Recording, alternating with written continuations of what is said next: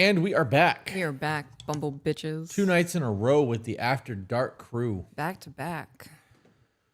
Last night, for those of you who are not privy to the Patreon content, we posted it only to Patreon. And we spent over 4 hours live last night.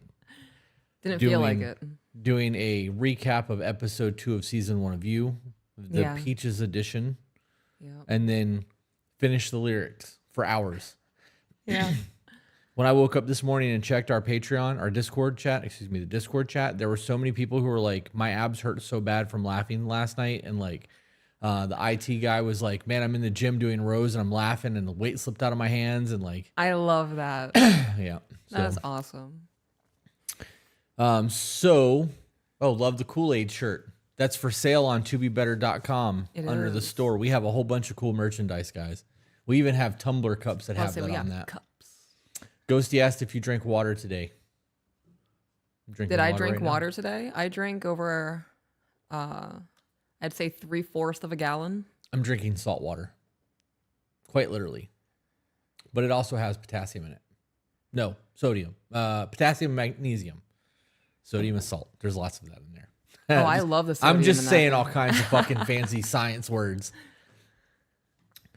So tonight, I don't know how many people are currently on here. It looks like there's over 100 on YouTube and 30 something on Facebook. So we'll be bouncing between chats. Peach, I love your hair straight. I love your hair straight too, babe. But oh, thank you. Said that.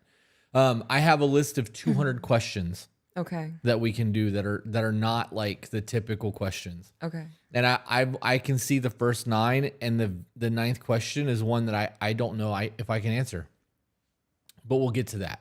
That's gonna be a hard one, right? It's a challenging question. I already have my answer. Really? Yeah. Okay. All right. So let's start at number 1. What is the smallest thing for which you are grateful? Do you mean smallest isn't like tiniest or the most insignificant? I would say the most insignificant. Okay. You go first. The most insignificant thing that I'm grateful for. Erasers. That's both tiny and insignificant. Yeah, oh, you're right. I was going to say air conditioning, but that's pretty significant. That is a pretty significant thing, yeah. Could say socks. Yeah, I mean that would definitely work.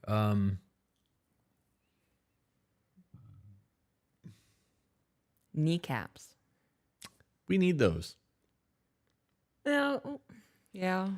I guess that is a significant one. Ooh, the little holes on the side of the paper so you can put them in a binder. Drain holes on a backpack. Okay. That's going to be my answer. Hell yeah. Number 2 is who had the... Okay, so any of these that are like who has had this, that, or whatever, you can't answer me, and I can't answer you. Okay. Because that's too easy. So like... And you may not have answered me on this one. It could have been anybody. It was going to be you. Yeah, see? Yeah. Who has had the most positive impact on your life? Was I going to be yours? Yeah, that's why I said we can't answer each other. It makes it too easy. That makes me, okay, I feel good. Not unbalanced here.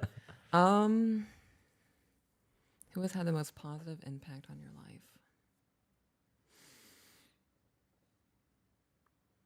Do you have somebody already? I'm sitting here thinking.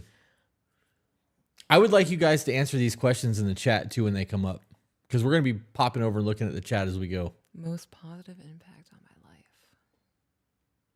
Does it have to be somebody I know personally? Well, it doesn't say somebody you know personally. It just says who has had the most positive impact on your life. Most positive. I have like, can we do like a mid-grade positive? Most is a lot of pressure for me. Okay, let's say the most positive influence you've had on your life that's not someone you've ever met. That'll make things a little more interesting. But most is so much pressure. Like that puts them above everybody else. Okay, so then just pick one, babe. Okay.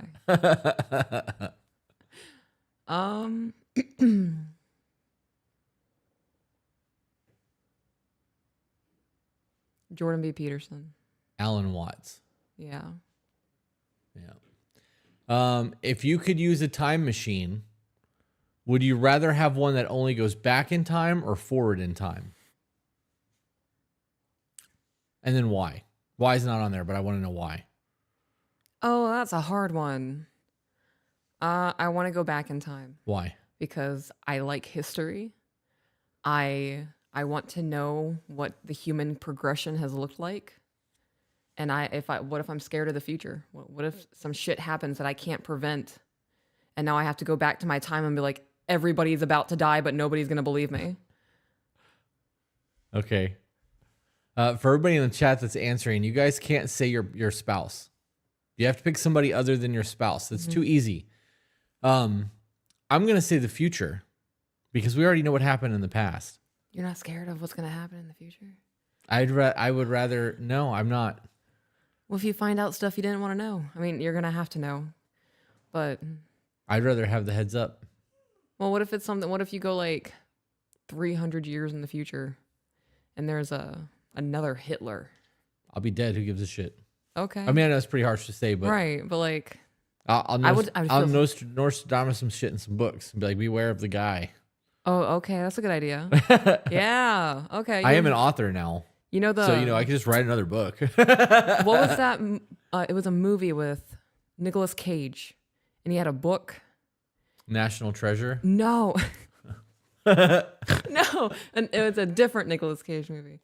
But The Knowing? I think it's The Knowing. He had a book, and it had dates of significant things that were going to happen, like natural disasters and shit. You could do that. I could. Be like right? super archaic. That'd be a twofold win. I would Encrypted? not only would I get to experience the future, Right. I would then be able to make tons of money writing about it. Damn, you're right. Or at least generational wealth for our kids Yeah. That's and a good idea. grandkids and great-grand. I mean, 300 years is like 7 generations, That's a lot of people. right? Okay. If you were in, if you got a promotion at a job, college acceptance, or an accolade / award for just generally accomplished something major, who is the first person you would tell, and how do you think they would react? And you can't pick your spouse. Okay.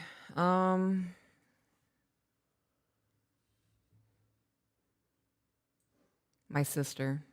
And how do you think she'd react? Just straight stoked.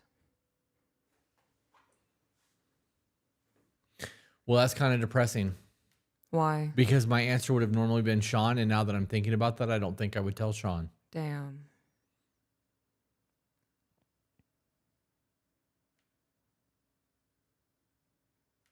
I gotta be honest, I think I would probably just post it to the Discord and go about my life. That's pretty depressing when you think about it, isn't it? Rip me.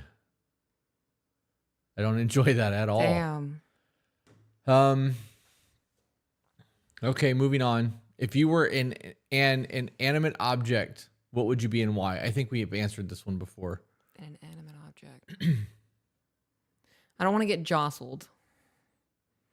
I want to just be somewhere and be still. Would like an oak tree be an inanimate object? No, because that's a living thing. So you like a paperweight? I would do I would want to be a massive boulder in the middle of a desert somewhere that hasn't been seen by human eyes in hundreds of years.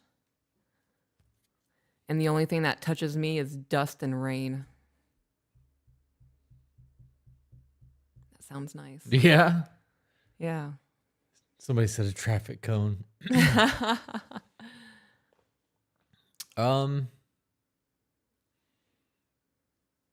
I would want to be an oak tree, but that's a living object, not an Yeah. inanimate object. I'm gonna say an oak tree anyways, because if I could be like an old ass 200 or 300 year oak tree somewhere in the South that has seen all of the shit that's happened Yeah. in the history of our country, I think that would be super cool. All right, number 6. Where do you wish you had grown up? Where do I wish I had grown up?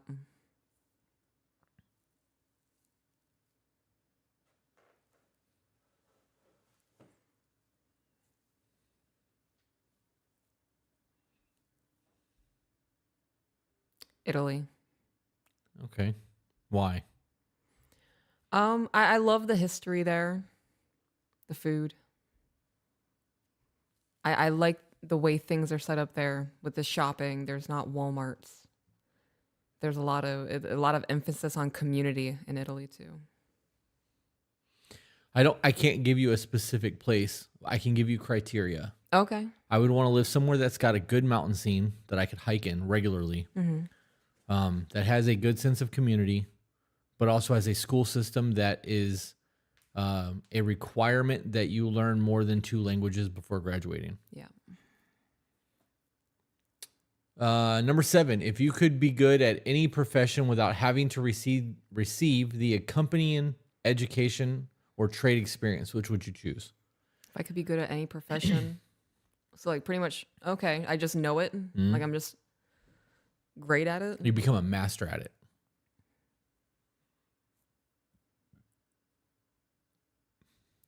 Forging. Like blacksmithing? Yeah. I originally thought carpenter while I was reading this, but now I don't know if I'd want to do that. Like a woodworking person, I Right. think would be a better answer than a carpenter. Right. Because I'd want to be able to do everything, not just build houses. I also feel like that's a very easy answer. Why? Could I say a musician? Would that work? Because Why technically not? that's a job, right? I mean,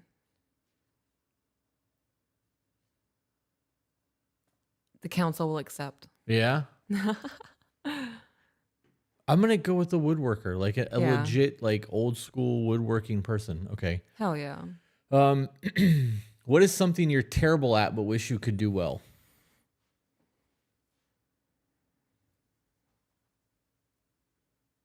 Something that I'm terrible at,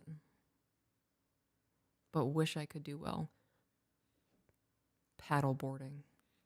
Yeah, you didn't do that well at all. You were definitely terrible at that. Yeah. A paddleboard. You were so fucking pumped. I was so aggressive about For it too. weeks we had talked about that shit. Yeah. And you were like, I got this, no problem. Kadoosh. I can stand up in a kayak. I know you can, and I can't do that shit. So I'm not talking shit about you not being able to stand up on a paddleboard. No, I just thought it was going to be easy. And it wasn't. Every time I hit the water, it would go up my nose. And I'm like, I'm not doing this again. And I would get out, and everyone's like, try again. And I was Yeah. like, You did. I "Fuck." mean, you got up there 3 or 4 I times. did. And then I gave up. I was like, I'm done with this. Something that you're terrible at but wish you could do well. I can't play the guitar, so I would say that I'm terrible at that, and I would love to be able to play the guitar. Okay. I think that might be something that I try to teach myself one day. That'd be dope. Yeah. Have a little jam session. Bust out my saxophone. What is the one quality? Okay, so this is number 9. What is the quality you admire the most in the person that you dislike the most? Their confidence. They think they're right about everything, and I just wish that I could say wrong things with so much oomph. Yeah, see that doesn't do it for me either. I don't know. I've been when I pulled up this list. This was the first question that I saw, and I was like, "Oh, this could be a hard ass list of questions." Yeah. Because the person that I dislike the most, I would like to see them set on fire Yeah. and like put out and then set back on fire, and just repeat that process for a while and like shoot Yeah. nail guns into their thighs and like there's a lot of some landman. there's a lot of hatred there, Yeah. and there's nothing about them that I admire at all. Yeah. And I can't think of a single trait. So kudos to you. You win that one because you were actually able to think of something. Yeah. That hatred's just hatred.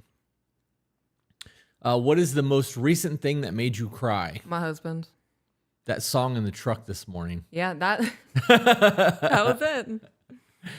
Yep. I look over, you're crying, and I'm like, turning away, trying not to fucking cry and shit. That's so funny. It was funny. All right, so this next one is a 3-part question, but we should answer it for all 3 instead of picking one. Okay. What are the books, movies, and games that never get old and always make you feel better when you get down? I don't like the way that's worded, but that always make you feel better. Oh, when you get down, like emotionally. Yeah. So I can think of one book, one movie, one game. Does Yep. that work? First book is The Old Willis Place. Okay. The movie, Titanic. Video game is Skyrim. Celestine Prophecy, Fight Club or Avatar, because both of those are great movies. Yeah. And then a game would have to be something that I would be able to play solo, because if I'm not feeling good and I'm down, I'm not going to want to be around people, and I'm likely not going to want to talk to people because I'm not feeling right. That's a hard one. Yeah. That's Play Mario a lot. Well, yeah, I know that's a hard ass question. Yeah. Like, because there's not like, video games get old to me. Like, I'll play like the Need for Speed sagas. I played the shit out of those. They were a lot of fun, but like they're not a favorite. They just Right. Guitar Hero. Oh, I love Guitar Hero. Right, That there was you a go. good one. That's my answer, Guitar Hero, Okay. because I can play that by myself, and I get to listen to music, and I get to pretend like I'm a rock star and play Yeah. guitar, and I can't.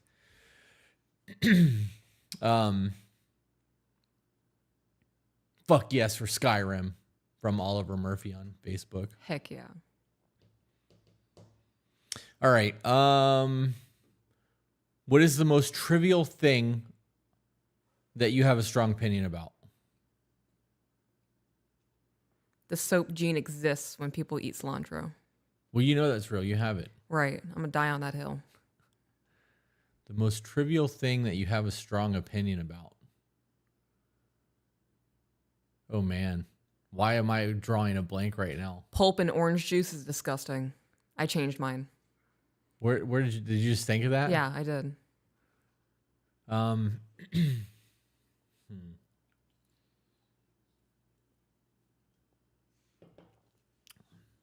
See, the problem is trivial is only trivial to certain people. Right. And to others, it means like the world. So, the most trivial thing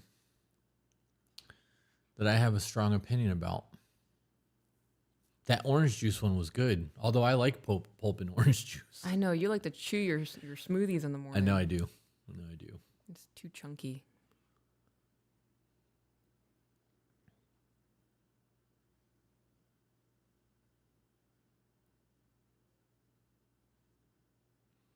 Why is this so hard? I feel like by not answering, I'm not playing along.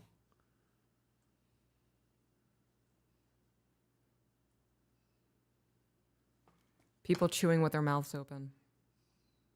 Yeah, that really does it. That infuriates the fuck out of me. People scraping their forks on their plate. It gets to me too. Damn, you know me so well. I'm gonna go with the chewing with your mouth open thing. Okay. If you could be any mythical creature, what would it be and why? Bigfoot. Why? Because then I can fuck with people. Let them stop and take a photo of me, and then I disappear for 5 years. Hide and go seek champion of the world. Yeah. I would be a dragon. I believe that. Get to live for a long time, be super wise, to fly. hoard gold, fly, be worshipped in certain cultures. Right. I think that would be super gangster. That would be pretty dope. All right. If you've had more than one job, which job has taught you the most? You can't say the podcast. Oh, God. What job taught me the most? Because podcasts would be too easy. We've learned Yeah. a lot in the last 2 years. Being a body piercer. Why is that? Well, I learned a whole profession of shoving needles into people. It also taught me a lot about how to interact with people. I saw people fainting. I had a girl have a seizure while I was piercing her. People coming in, like their end goal is putting in jewelry that their late husband used to wear all the time. I'm going to say sales. Yeah. Yeah. Because there's a lot that goes into that to be good at it. We just got a new patron. So now is a great time to tell you guys that with the fear of TikTok being banned tomorrow night at midnight and it being completely gone, one of the surefire ways to ensure that we continue to do what we do is by joining our Patreon community. We have multiple tiers over there. We have a Discord community. We were live last night there for over 4 hours hanging out with people. If you guys love what we do and would like to see us continue doing this, please at least check it out. If not, share the content. It's the best way that you can ensure that we are going to keep doing what we're doing. That was a good answer on the body piercing thing. A lot of people take that job as like a doorway into tattooing and don't understand how much is involved in all of that. I loved body piercing. Yeah. I read episode did episode 20 of Voice of the Broken yesterday, and one of the guys that emailed in said that he wants to become a tattoo artist, and he's going to start as a body piercer to become a tattoo artist. And there was a whole ass conversation about all of that. Yeah. But you're right. That's one of those things that is so much more in depth than just poking holes. I was really good at it too. Yeah. Your bedside manner was top notch. If you could change one thing about yourself physically, what would you change? Two. Pick two. Because I have two. Yeah. Yep. My chicken wing arms. Chicken wing, And then hot dog and bologna. my ball sack thighs. We can change both of those. I mean, that's just a medical procedure if you wanted to sit through all that. Oh, that's terrifying. I know. Mine would be my metabolism. Yeah, oh, that's a good one. And my hairline. I would love to have like a stupid, crazy high metabolism that I could just eat whatever I want and not have to ever think about my diet ever again.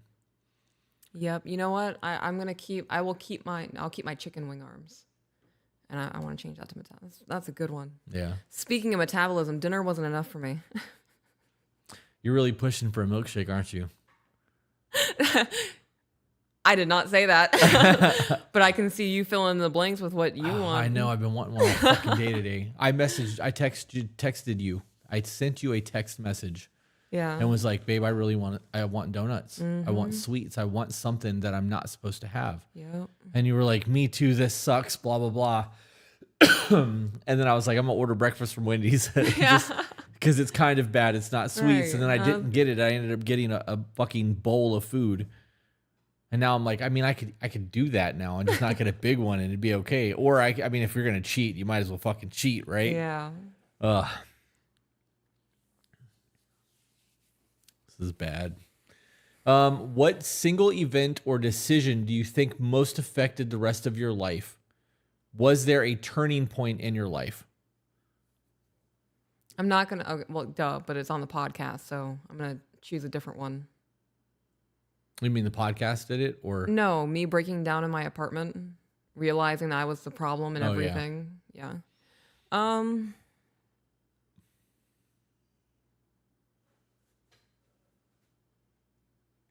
Me setting boundaries with my abuser.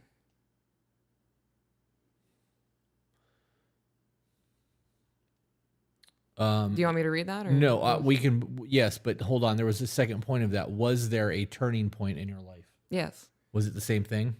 No, it was actually reading Set Boundaries 5 Ps. That was the turning point? Yeah, for me to be able to stand up for myself. You want to read that super chat? From Alex Almond.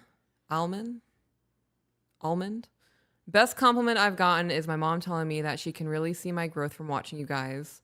I shared with her Patreon is so worth it. Love that.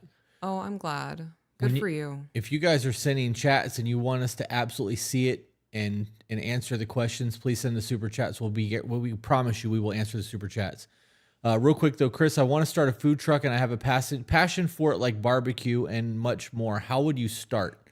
I'm going to copy this question. I want to get through these questions on this list, but I would love to have that discussion. So just to hang out with us, I'm going to put us all the way down at the bottom. So you're going to be here for a while, I hope. And if not, oh my God, there was way more than 200. Holy crap. Okay. I'm not trying to do all that. I'm not trying to do all that either. Okay. Let's go back to the top. I'm not trying to do 22 pages of questions. Fuck that nonsense. I'll post that to this so that I can come back to that because that is a good question. All right. I feel like Lilo is being Buffalo Bill right now. I don't know how much closer she can get to me without being in my skin. Just trying to get into it. What single event or decisions do you think most affected the rest of your life? My motorcycle accident that happened in 2009 is probably the one that affected the rest of my life the most impactfully because I thought I was going to die. Like there was a moment there that like I thought I was going to die. And then afterwards I thought I would never be able to use my hand again. I didn't think I would be able to walk straight or power lift ever again. I thought my life was drastically going to change. And when it didn't, I then made the decision to drastically change my life. And I opened my first business within a year. I've had a couple of turning points. I don't believe that you have just a midlife crisis. I believe you Right. have quarter life crises. I think that as you evolve and grow, you're going to have things that hit you that makes you reevaluate your entire thought process on things. Mm-hmm. So, do you still ride to this day? I do. I have currently have an Indian in the garage. It's one of my favorite ways to spend time with you. On the bike. Mm-hmm. Yeah. I'm pretty sure that I can ride that now that my back's gotten better. I just have to really stretch before I get on there, and then stretch in between, like when we get off and shit. What is one thing that you've made that you're most proud of and you can't say your kids? Our marriage. Ooh, damn it. I should have said you can't say that either. Ha loophole. Because now if I was like, yeah, our marriage, it's like, that's cheating. Like Yeah. it feels like a cheap cop out. Give me something different. Okay. That I've made with my own two hands. Music. Mine is that Nosferatu painting that used to hang in the shop. Hell yeah. I spent hours on that fucking thing, like a lot. Yeah. I don't even know what I did with that painting. Oh well. Some historical figures have epithets attached to their names, like the mad or the wise. What would yours be? The intrusive thought. Yeah, that's accurate. The walking, talking, intrusive thought. Yeah. That's funny. Oh man, what would mine be? What would mine be? Because you were spot on with the intrusive thought. You nailed that one. What would mine be? The intense. The intense? Yeah. The intense. Christopher Burkett. Christopher Burkett, the intense.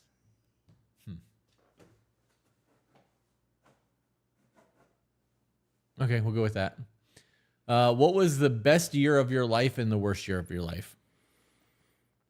The best year of my life?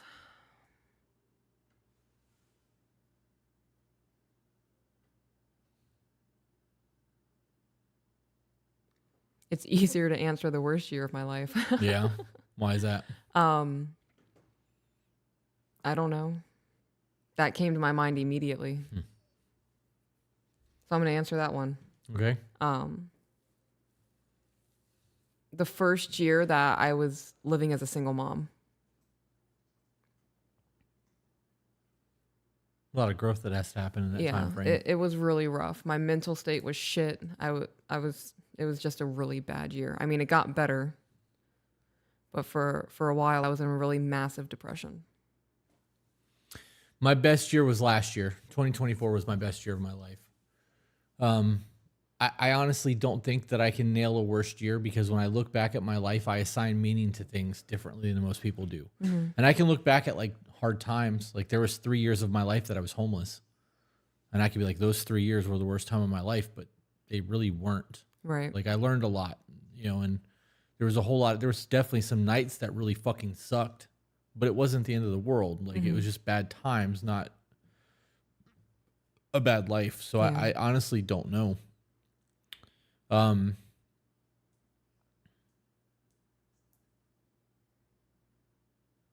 Yeah, I can't give you a single year that's the worst. I can give you a whole lot of bad times, but not a year. What one thing, whether it's something you did or something you made or something you caused to happen, would you like to be remembered by? Can't say the podcast. For helping people. I think that's our legacy. I think that I am fulfilling my deep-seated desire to be a shaman by helping people emotionally through the podcast, and that's fulfilling to me, but I don't want to say the podcast. I'm going to say being a good mom. That I would like to be remembered by. My book. I would like my book to change lives enough that it creates something that's actually, a real change there. What is the biggest change of heart you've had? Have you ever started off on one side of an issue and wound up on the other, and what influenced that change? Some of these are pretty good questions. Yeah.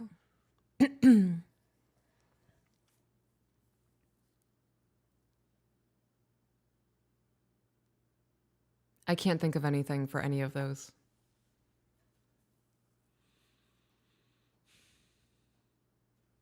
I can only give you my biggest change of heart. Things that have made me change my mind, that happens all the time. Right. And data makes me change my mind. Like Mm-hmm. I'm not somebody that is, you are not either. Neither one of us are somebody that is steadfast. Right. And I know this to be factual, and there's nothing you're going to do to convince me otherwise. Like there's always something that could convince me of otherwise. Yeah. It may not come from you. It may come from somebody else or a book. And it could be an argument that somebody else has given me that I didn't like because I didn't like the person, and then read it Yeah. later and changed my mind. The biggest change of heart I've had, though, is there was a moment in my life where I had a whole lot of people that I truly loathed. Like I hated as individuals. And I woke up one morning and just forgave all of them. Because at the end of the day, holding on to that hate and anger did nothing to them. It only hurt me. While they're going on and living their life and reaching milestones and having success and new relationships and kids and businesses, and I'm over here hating for no fucking reason. Like my animosity didn't affect their life one way or another. Right. The only thing that it was affecting was me, and realizing that was my biggest change of heart. Your biggest non-academic, non-work related accomplishment.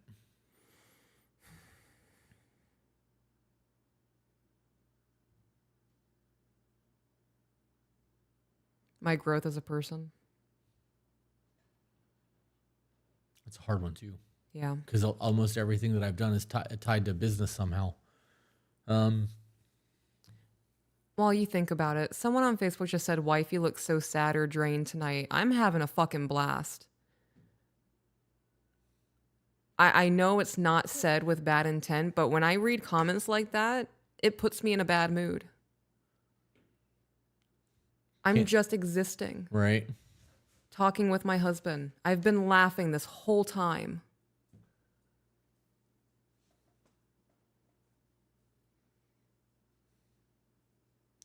Lorna said coming to Thailand. We can't even say that because that was technically a work thing. We turned it into seminars. Yeah.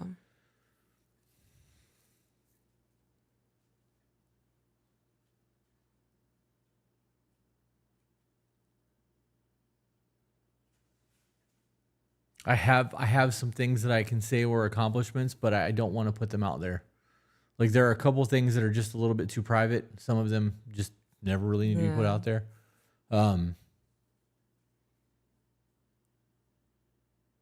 Non-academic or work-related accomplishment.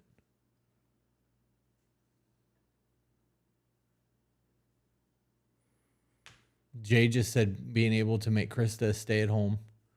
I gotta be honest, that was a pretty big moment for me. Yeah. Being able to retire you. Sucks that I had to pull you back out of retirement for all of this, but that was a huge milestone. That was such a huge flex for me. Yeah. Yeah, that I was like just laying a big old elephant dick on the table. I'm gonna go with that, Jay. I'm stealing your answer. What is your biggest academic or work related accomplishment?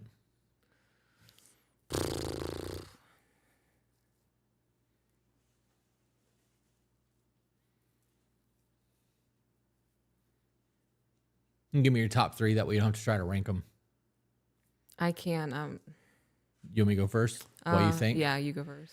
I won 3 awards at one show with my tattooing. That was a big day for me. I took first and 2 seconds. Thailand was a really big accomplishment, and the 100,000 subscriber milestone. I thought we couldn't on do the YouTube. podcast. This one is accomplishment. This one is the biggest academic or work related accomplishment. Okay. So this one has to be podcast related because Okay. those are my 3. That 100,000 on YouTube was a big deal for us. Yeah. I mean, everything that you said. Well, you can pick 2 of those. You haven't won an award for tattooing. Oh, you're right. I thought you said it had to be work. It does. Podcast. You said it has to be this. It has to be work or academic. That's what the question is. Okay. I fought for a fucking long time to be able to win awards. Like I went to tattoo convention after tattoo convention. Yeah. And I threw everything I fucking could at the wall, and I just was 4th place, 5th place, never a place to get a trophy. And then in one convention, I walked away with 3 of them. That's dope. I haven't done a convention since then. Yeah. Like I got that, it's a big deal to be able to say that you've won first place in a tattoo convention.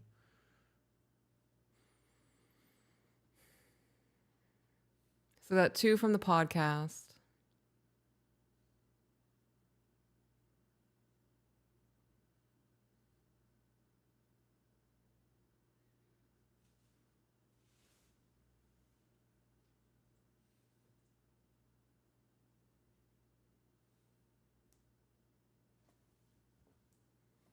Um, the amount of Google reviews I got as a body piercer. Got a lot of those. Yeah. Yep. I see somebody keep saying the thing about her camera not being focused. It's on autofocus. If she was to turn her body completely at us and the camera could recognize her eye, it would stay on her. As she turns and she moves and she waves her hand, the camera's going to search for focusing. I apologize if that drives you guys nuts, but I'm not going to get up and push that button every 5 seconds when the camera decides to focus elsewhere. Right. I'm just not going to do that. I could turn the autofocus off and try to manually focus on you, but if you move even a little bit, you're going to be out of focus. Yeah. I move a lot. Take the good with the bad. What is something that you've done, felt, seen, etc., that you wish you could experience again for the first time? Oh, man.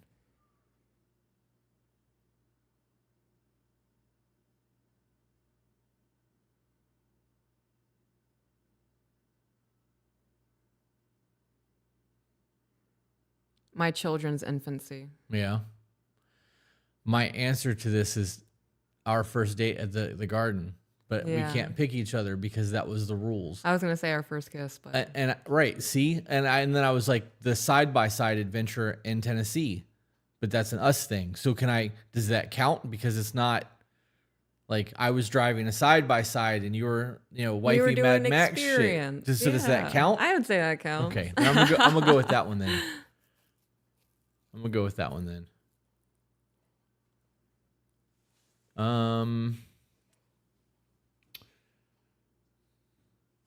If you could erase one thing or event from your memory, what would you choose?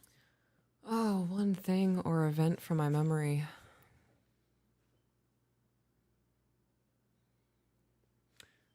That you could choose without it changing your personality or who you are as a development, like in your growth. Yeah. I want to say like 85% of my childhood. Right. Because anything that you remove is going to change who you are right now. And that's my answer to all this. I would never change anything. I have a whole lot of fucking abuse that I would like to not remember. Yeah. But I'm afraid that in forgetting that it would change who I am. Right.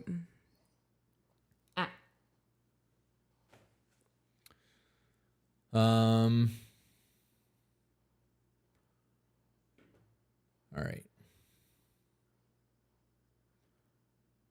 Is there something about you that people assume because of your appearance or demeanor? What is a trait or preference you have that people don't expect you to have? A trait or a preference? Oh, gosh. Is there something about you that people assume because of your appearance or demeanor?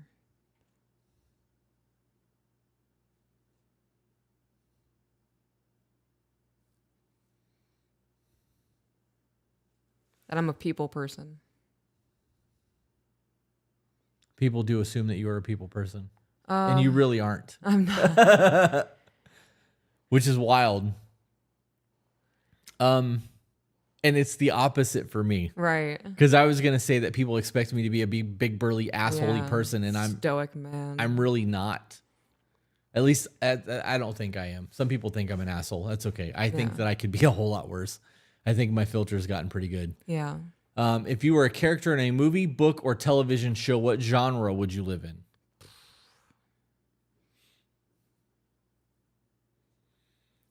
What genre would I live in?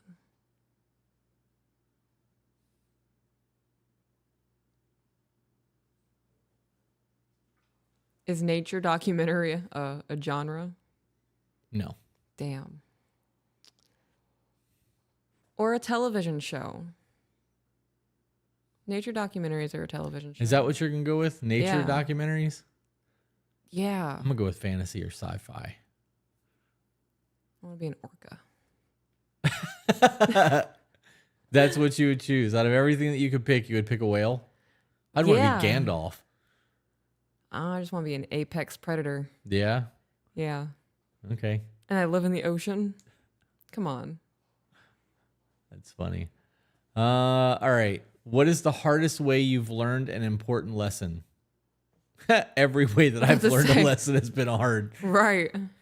Oh, man.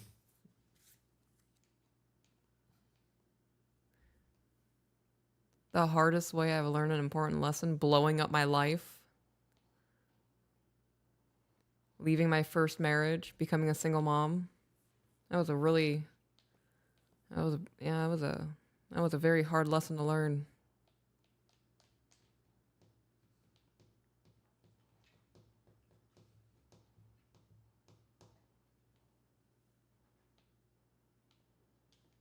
The hardest way that you have learned an important lesson.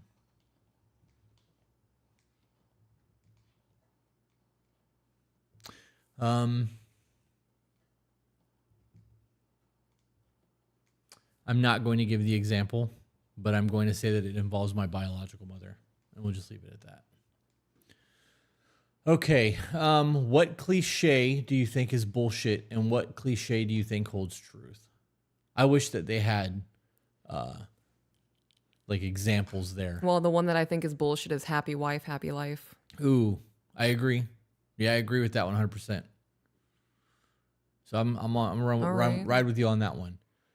Cliche that you think holds true. Are you gonna then say happy spouse, happy house? No, I feel like that's Cheating. too cliche. Yeah. That's funny.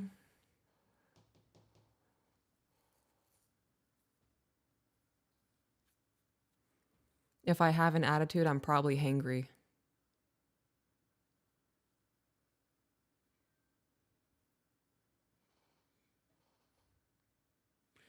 See, I would need a list of cliches so that I can pick one. Yeah. Because my brain is going to things like conversations on depression, because I don't believe that most people are actually depressed. I just think they're sad or having a hard day or whatever.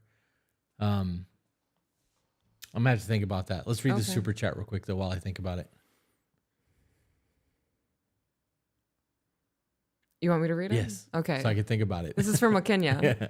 Says, I appreciate y'all for teaching about teamwork and relationships. I'm bummed too about TikTok going down. We shall see. But I haven't met or known you without that app. Keep in touch. Oh, 100%. Yeah, you have our number. I was just going to say. I think you and Scott need to create a podcast that only deals with long distance relationship stuff and talk about the struggles and things of long natured content. I can't think of a single cliche that I think really holds truth. Oh, go ahead. Post-nut clarity? Yeah, you're right.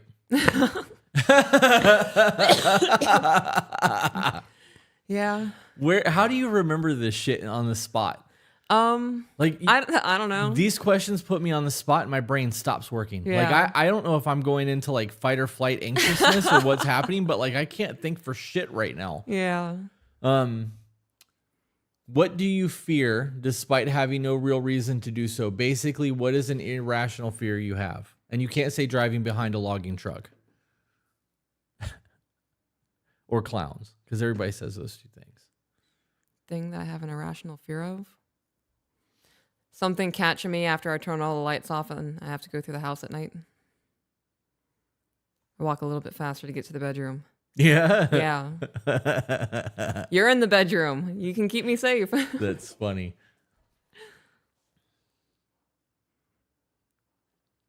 See, mine's not really irrational though, because we live in Florida and there's things in the water here. But like I don't like being in water that I can't see my feet. You don't like things going in your ears. I don't like anything touching my ears. Right. Why would you go there? I don't know. An irrational fear of things going in your ears. I have irrational fears of having like worms and shit in my body. Oh, I think of that too. Yeah. Yeah. Every time like my intestines move, I'm like, oh no, a tapeworm. Oh man. Jellyfish. I actually watched somebody jump out of a boat onto a man-o-war jellyfish. No way. Yeah, she almost drowned. Like it got her immediately. She didn't look at the water before jumping in. She just went for it. I don't know what she was doing. I know that she didn't come up quite as quick as she should have, and it had her ass. Like it was shocking the fuck out of her.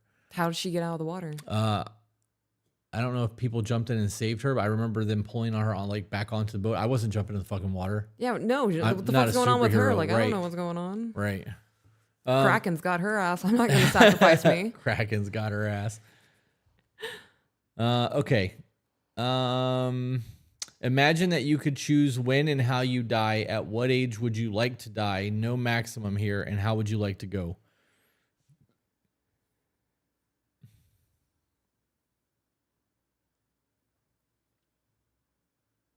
late 60s, early 70s. And in my sleep. I was going to say 100, but I don't want to deal with the body aches and complications that come with being that old. If you were able to stop yourself from aging and you could pick a time in your life, like if you could stay your age with your body right now for the rest of eternity, how long would you want to live?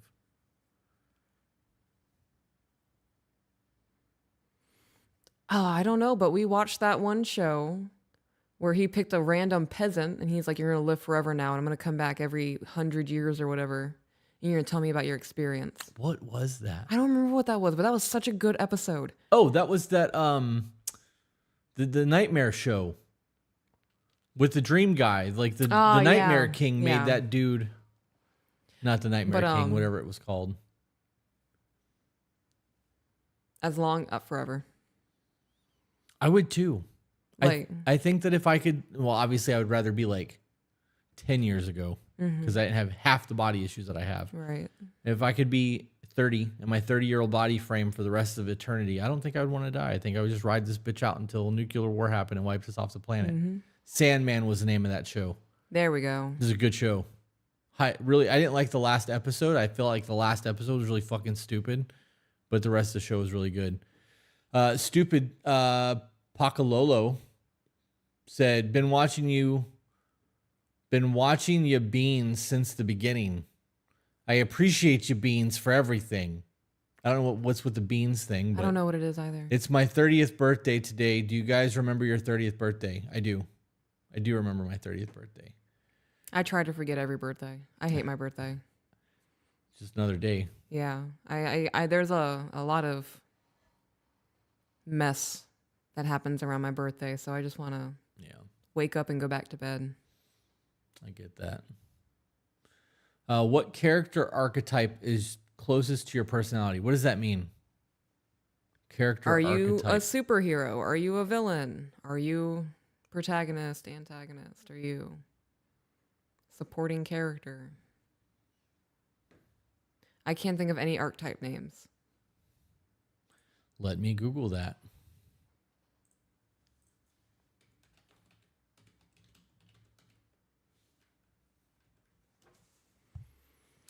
The hero, innocent, everyman, rebel, lover, jester, ruler, caregiver, explorer, artist, anti-hero, sage, cursed outlaw, magician, mentor, ally, addict, warrior, artisan. I would have to read every single one of these to pick one. Well, just pick one of these. I'm going to have to read all of them. I can't just... Oh, you mean like actually like read what they are? Yeah, like I can't just pick one and then... Okay, we'll skip that one then. Okay. I'll lay awake at night thinking about that. All right. What was the happiest moment of your life so far? Why are you giggling? Because I remember the day that we hung out in a room with Richard for a little while. I was just thinking about that. And we can't use that one. Right. So I'm going to say the day that we shared consciousness for 4 hours. Be like, yeah, that time we went on a trip together. Yeah. Is that really your answer? Yeah. Did you get it? I did. Fucking ninja. You fucking ninja. I've been swatting at it. That hurt my hand. That was aggressive. You know, you got it though. Fuck that thing. What is one childhood memory that you remember especially well? Let's try to pick a positive one. Okay.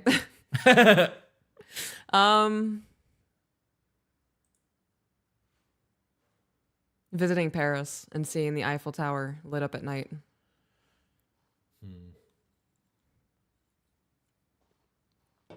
Weren't you 18 when that happened? Damn. That's late child. You're trying to cheat. The day that I came home from school and my mom surprised me with the dog that I had been visiting at the pound. Okay, that's a good one. First time I got to ride a dirt bike. Hell yeah. Fucking called it. Um, is there a song, movie, food, etc. that strongly reminds you of someone whenever you experience it, and who does it remind you of? I have lots of these. Oh my gosh. Can it be each other? I mean, we could. How many would you like to pick? You want to do one of each? Yeah. Okay. What song and who? It can't be us, right? Nope.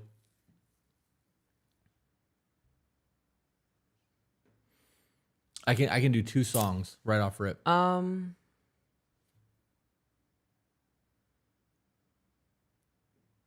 That duet between Kid Rock and the chick. Sheryl Crow. Pictures. Yes, Picture. Is that what it is? Yep. And my dad. Okay. Great song. Well, it was fucking totally played out, but still great song. Yeah. You have 2 songs, so I feel like I have to meet that. No, I have 2 dead people in my life that I contribute 2 Gotcha. specific songs to them, and they're different genres of music. Gotcha. So,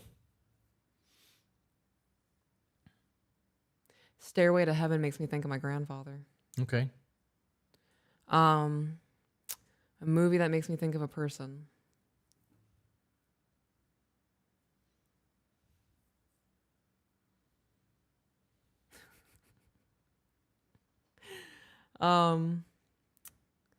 I can't remember which scary movie it was, but it was one of the scary movie spoofs. The one that involves Narnia. I can't remember which one that is. Yeah, I don't know. And it reminds me, I was a teenager, but it reminds me of my ex-boyfriend because he said something and it pissed me off. And now I can't watch that movie anymore. That's funny. Yeah. That's funny. And then what about food? Food that reminds me of someone.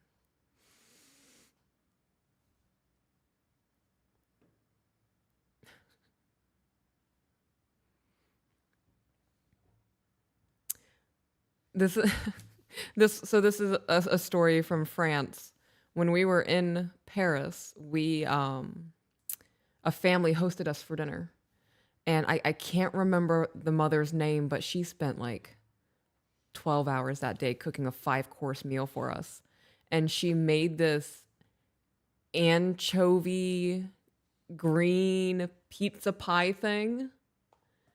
And every time I hear about the food or I see somebody making it on TikTok, I think of that woman. Okay. There's a deep appreciation for everything she did, and I didn't want to eat that food, but I ate it because Yeah? she slaved over it. Yeah. Was it good at least? No. Okay. No, I would take a bite and then I would chase it. Yeah. Yeah. You just swallow it down. I Yeah. Gotcha. It didn't really have to be chewed because it was so, Mushy. yeah. Mushy, isn't it? For me, the song would be "Wish You Were Here" by Pink Floyd. Reminds me of Dave. And then "Redemption Song" by Bob Marley reminds me of Chris. You know who both of those people are from my past. Movie, I could do a lot of movies. The Friday movie, any of the Fridays movies would remind me of all the times that Chris and I used to smoke together. Mm-hmm. Fight Club. Movies were a thing. Yeah. Oh, what about Bob makes me think of my mom. We're sailing. That was like every Saturday night. That's funny. The Grinch makes me think of my cousin Joe. Yeah. Oh, Yeah. I love that. Yeah. Food. Pizza makes me think of Sean Yeah. because we did one of those 5 extra large pizza challenges and almost finished it between the 2 of us. Holy shit. And we were so fucking sick from food on the way home that every time we hit a bump in the car, we almost puked. I bet we could smash that. Fuck, I bet you couldn't. I ate my pizza last night and your pizza. It's not the same thing. That was thin crust. Yeah. That pizza challenge was the equivalent of 5 large pizzas with 3 pounds of toppings, not including Oh, that's cheese. a lot of toppings. Yeah, and it was just Oh, yeah. pure I grease. can't just modify it. I have a picture somewhere of a gallon of water in front of the pizza, and the gallon of water looks this big. Like it's a full gallon. You can see my arm in it and everything. The pizza just dwarfs that thing. It's fucking Jeez. crazy. All this talk of pizzas make me want it. What is your ideal birthday? Not the date, but rather your ideal way to spend the day. If you could have a birthday party or a birthday celebration, a day dedicated to you to do whatever you want, how would you celebrate it? Eating breakfast in bed. Okay, I can make that happen. Yeah? Absolutely. Um, taking an extra long bath before noon. That's also easy. Should be writing this down.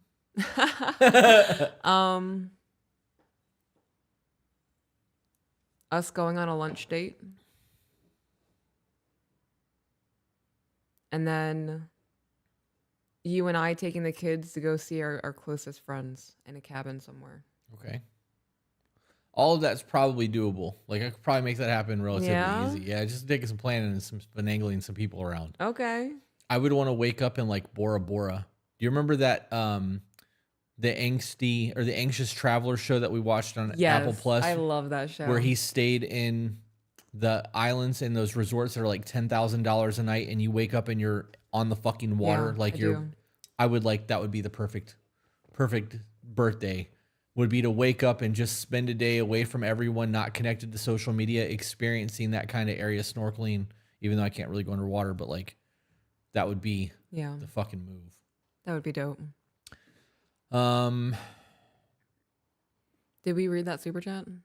oh no, we saved it. Okay. Brittany said, I love y'all. Do you have any parenting book recommendations? I'm almost positive we have a couple of them on the On the website, reading list, yeah. but I can't. All the ones that I'm thinking of are like Understanding the Borderline Mother, Right. and Adult children of emotionally immature yeah. parents. Yeah. Yeah. I can't think of one off the top of my head.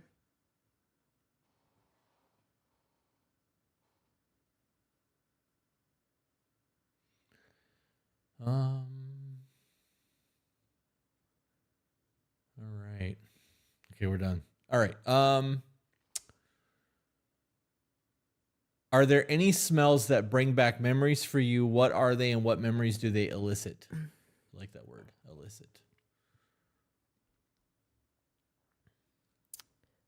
Japanese cherry blossom makes me think of my mom.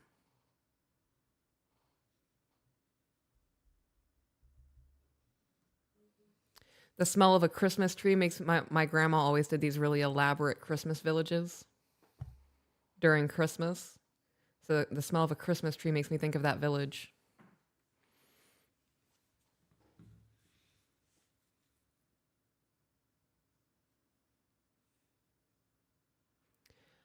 There is a drift wooden air freshener that I have from our first date. I smell that every once in a while. Yeah, that's what my car smells like all the time. You don't get the same one every time. It is the same one every time. Yep. Okay. Well, I have the first one. Bleach Okay. in prison. Wow. That's the only thing that comes to mind. I cannot fucking stand the smell of bleach. And all I can think about is the days that they'd come in and spray bleach to showers because that's all you could smell. It was like they're trying to kill you with fucking bleach. What is the closest you've ever come to dying? Pneumonia. Yeah, mine's pneumonia. My left lung was like 93% collapsed and my right lung was 74. This is a hard one for me because how do you define almost? Like I had my appendix rupture while I was having surgery, and that could have killed me, but like they just pulled my appendix out, sucked the shit out, and I was good to go. I've also been shot at. I've been stabbed. I've been hit in the face with a crowbar. Motorcycle accidents. I almost drowned once. Oh yeah, I almost drowned once too at the YMCA. So how do you justify the almost? Like you're a pneumonia one, like that was close. Like that was a very real thing. I actually stopped breathing. Yeah. Yeah. They had to resuscitate me. I can't pick one. I'm gonna stay drowning probably because that I mean, that's a solid. I think that if there wasn't somebody there to pull me out of water, I would have died. Yeah. That's probably the most accurate, Even with my motorcycle accident and I'm breaking all the bones and shit, and my wrist sticking out of my arm and my tailbone and femur being broke and all the road rash, I was still lucid. Yeah. Lucid, and I was able to get out of the road, and I could have died. Had I hit my head, it would have killed me. But it wasn't the same. Like somebody actually had to rescue me when I was drowning. Okay. Do you have a personal mantra? If so, what is it? I have a lot of these. Depends on the situation. It depends on what headspace I'm in. Yeah. Burn it to the ground. Yeah. Or Violence is not the answer. Sometimes it's the question. pick one. I'm the adult here.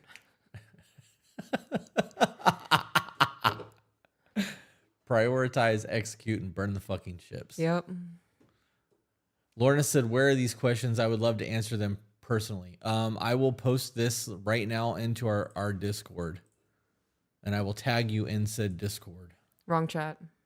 Let me wrong chat. Are you in that's the Tennessee meet and greet. You right. You got to go to the ball chat. The ball chat. Boom. All right. And close that now, because otherwise they will hear every one of those fucking notifications from Discord. Okay. Number 40. What is the most memorable meal you've ever had? It can be good or bad. And what made it so memorable? The first plate of loaded nachos I got in Mexico. It was just fantastic. And all the people were super polite. Why are you looking at me like that? Because I have a lot of them. Yeah, that was just the first one that came to my mind. Like, right? Like, I could be like, our fucking dinner's in Thailand. Holstein burgers. Right. Those orgasmic shakes that they had. Like, the time that you made tomato soup and grilled cheese sandwich with fresh jalapenos that pepper sprayed everyone in the house because of the cooking of the jalapenos. Yeah. I mean, there's a whole lot of those, man. But food is one of those things that will always hold a special place in my heart. Like, I am a foodie. Mm-hmm. I love that shit. What is the worst advice you've ever been given? Let's skip that one because there's a whole lot. That would take forever to think about that one. What fact about yourself took you the longest to understand and accept? What fact about myself? Yep. Do you really want to know? Sure. Accepting that I was fat at 340 pounds. Really? Mm-hmm. Why was that hard to accept? Because I just didn't want to believe that I was unhealthy.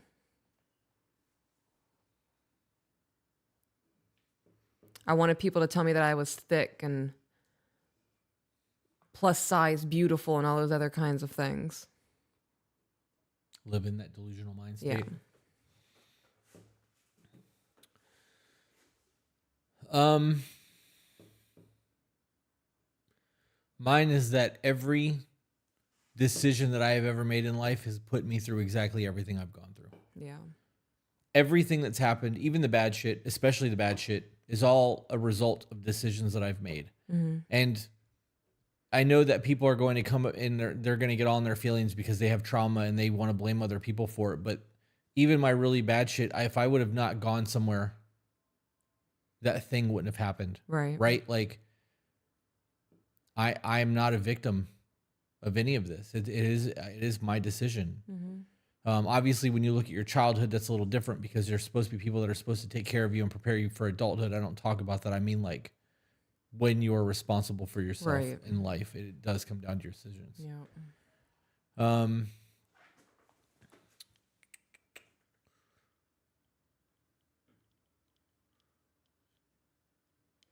Let's just scroll through some of these at this point because you don't want to do all 300 of them. No, I don't.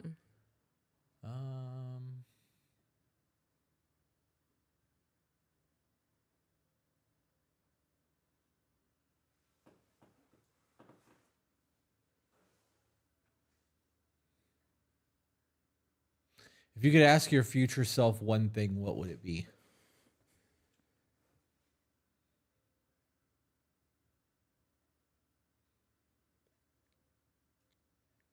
I'm going to change it. Okay. If you could ask your future self on their deathbed one question, what would it be?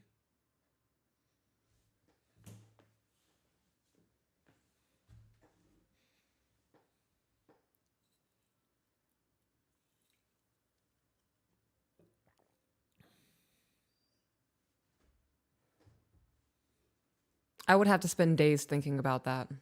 It's a hard one. I can't just. Okay.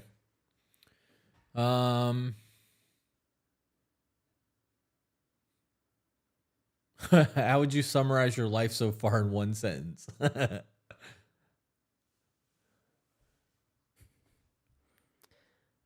It's not a sentence. It's You ever seen that TikTok where that person goes, ah, da-na-na-na-na-na, da-na-na-na-na-na-na-na. No, but I was moving the the microphone away because I was gonna go ah. That's funny. That's good. Oh man, that is fucking funny. That is freaking funny. That is French toast funny. I have to stop the language. What is the scariest moment of your life thus far? I didn't think about that shit. I know mine. You go first. That owl coming at me at the prison. Yeah. Babe, when I tell you that I was so afraid that I couldn't even yell, my whole body turned into a jackhammer from a cartoon. I was like glitching. I experienced that shit in dreams. Terrified. Yeah. I couldn't even catch my breath to yell. I thought I was being attacked by a demon.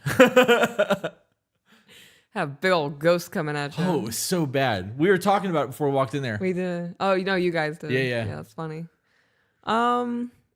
Scariest moment of okay. I was maybe 14 or 15 years old, and me and a group of my friends went to a haunted house. And they ushered us in. This is so stupid. And they were one of the themes was Saw. So we walk in and they're playing us the clip like it's the puppet talking to us. And we file in, and my fucking friends, they made me sit on the end. And they all sat in the middle because it's safer that way. And I was like, pussies. And we walked in and the puppet was sitting up front on the tricycle. And there were like chains hanging and all these other kinds of things. And once we were all in our seats, they shut the light off, played the video, and the video was fucking scaring me. And then the lights flash on, the puppet's right here in my face. Oh shit. It's not on the bicycle anymore. I got up and I climbed over 3 of my friends. You didn't punch it or anything? No. I just smacked the fuck out of that No. puppet. That's so funny. It's so weird, like, because we've had life-threatening things happen, and like those things didn't scare me the way that owl did. Yeah. That's also one of the few times that I've ever had a true jump scare. Yeah. That was a real jump scare for me. It didn't even cross my mind that they just had a short person sitting up there dressed as the puppet. Like, I thought it was just a prop. That's funny. That was my first ever haunted house. I've never been to one before. So I didn't know all the tricks and sneaky things they can do.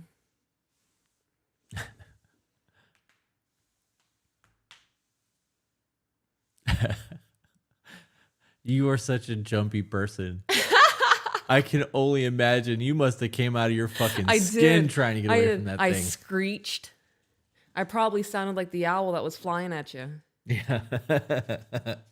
Have you ever gotten the giggles in an inappropriate place? Oh my gosh. And where was it?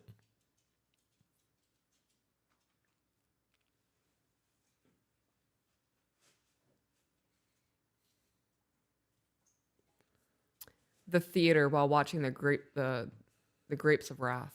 Church. Oh yeah. Yeah.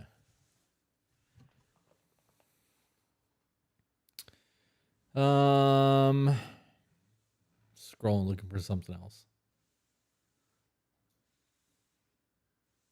Okay, this is a long one. I haven't read the whole thing. Suddenly you're in a horror film. Running from a masked murderer. Your only companion is the last person you texted, and your only weapon is whatever is currently closest to your left hand. What is the movie, and do you think you'd survive?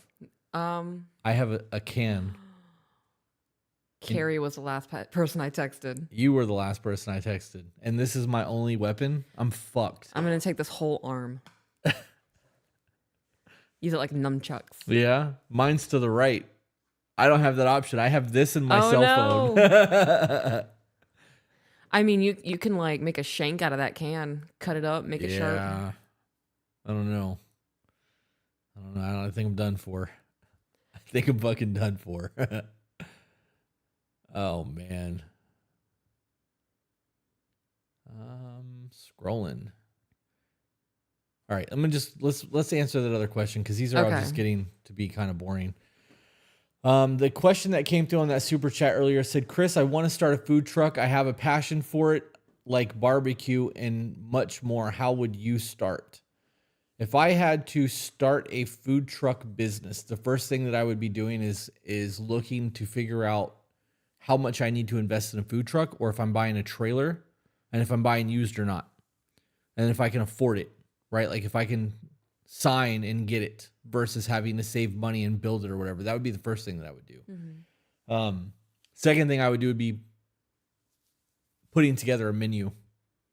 And I would be trying to find foods that are easy, have a high profit margin that most people really enjoy. So like pulled pork, macaroni and cheese, and jalapenos, right? So like you could do a non-spicy and a spicy version. Everybody likes macaroni and cheese. You have to throw some pulled pork in there. Now you got your barbecue flavor. You throw some jalapenos in there. You got some spice. I would do like loaded tater tots with bacon, ranch, jalapenos, things like that in like a basket. I would create a menu that's very easy, very profitable, and doesn't take a lot of time to make. And then I would start reaching out to business owners that I know to see if they would be willing to let me park my truck there. Yeah. I that's one of those things that I have actually looked into. I've actually looked into doing the food truck thing. When you had mentioned that Danish had possibly wanted to do a food truck, like I started looking. I spent probably 3 or 4 hours looking at food trucks. I know that you can get a trailer for 30 or 40 grand that's done and ready to go, but you need a truck to move it, or you can get an actual food truck that's done for 80 to 100 if it's done completely like done. Right. You can buy them used for much cheaper than that and have to do the work yourself. But I looked into that quite a bit. What would you like to do now, babe?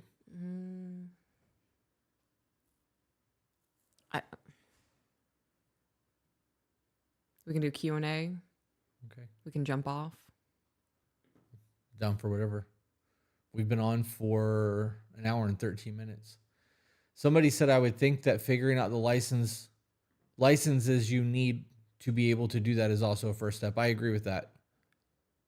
I think that's one of those things that you do as you're trying to get your shit figured out. You know you're going to need specific things. You're going to need a good fire system. You're going to have to make sure that your truck is set to whatever state regulations you have and shit like that.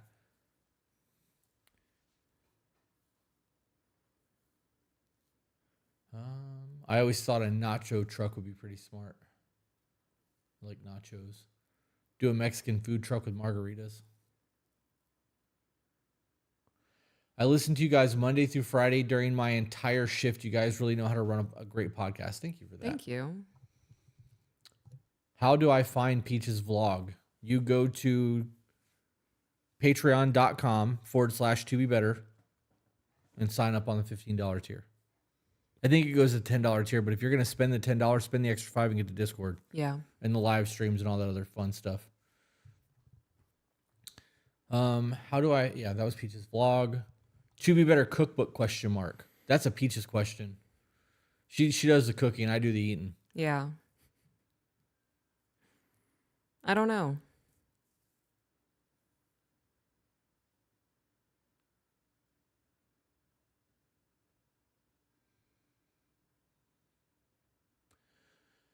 Can you talk about young couples? I mean, I'm sure we could. You want to give us some advice or like some things specifically that you would like to talk about? Because otherwise we're just going to say a bunch of shit we've said on the podcast a lot. I'm doing the same, just made my menu. We have burgers and other things. Going to be reaching out to Be Focused to get better help with taking off with it. Love that. Hell yeah. We'll be ready for you when you're ready for you. We will be ready for you when you are ready for you. Yes. I have a question for the both of you. My husband and I are trying to get on a better self-care routine and want to know what tips you both have for women and men who are just beginning to really research and look into skincare products and all that jazz. I use bar soap. Yeah, you don't really, that's it. That's what you do. I have an oil-based moisturizer that I use twice a day. I clean my face twice a day. Don't ask me the products. I don't know the names of the products. Besides the body oil, that came from my Bumble bitches. I shampoo my hair once a week. I condition it every time I shower. I use body scrubs to exfoliate my skin. I put silicone socks on my feet with lotion. I hate that so much. Yeah, but my feet are soft. I know. It's the fact that I know what that feels like in there. Yeah, I don't move my feet around much when they're in there. All I can think of is the guy in the Vaseline with the boots in the Demi Moore movie. Yeah. Covered in Vaseline. I like the way it squishes in my boots. Like, fuck, dude. Yeah. It makes me want to have a fucking meltdown. Adeline said, where can I find the To Be Focused information for pricing? Go to tobefocused.com. Randy said, so excited I received your book today. Love that. I want Peach's mashed potatoes recipe. Y'all made it sound really good last time I heard you talk about her cooking. Her mashed potatoes are the best. Oh, wow, thank you. Love those mashed potatoes. Yeah, too bad we can't eat it. Breaks my heart. Do you recommend doing the financial check-ins right after the regular check-ins or maybe a separate day? It depends on how much time you have. Depends on where your relationship needs the most amount of work. What the hell just happened? I don't know what that was. Did we just lose our live stream? Damn. There it is. Nope. Okay. Just glitched. Our browser glitched. We're still live. Okay. So the check-ins are designed to help you guys learn how to talk to each other, right? Effectively communicate. If the financial aspect of your life is a burden and it's something that you guys struggle with, maybe start the check-ins with that. Get the hard conversations out of the way and then talk about the easy stuff afterwards so that by the time you're done, the easy stuff is the most prevalent thing on your mind and you feel good. Mm-hmm. Or like talk a little bit about the easy shit, then the really hard shit, and then the really easy shit. But you do need to carve out what is the most troublesome aspect of your relationship while doing those check-ins. Yeah.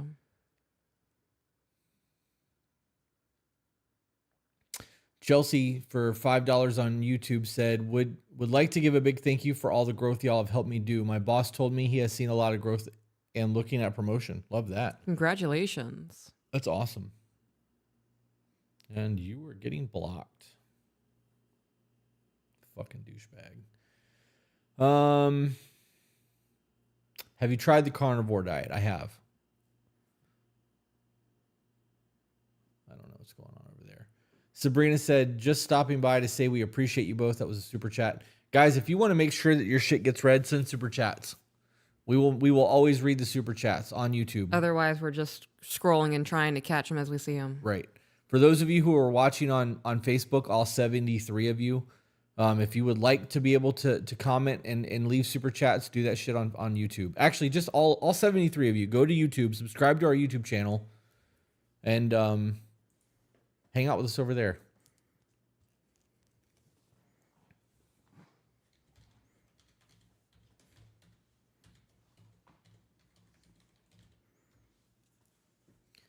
There you go.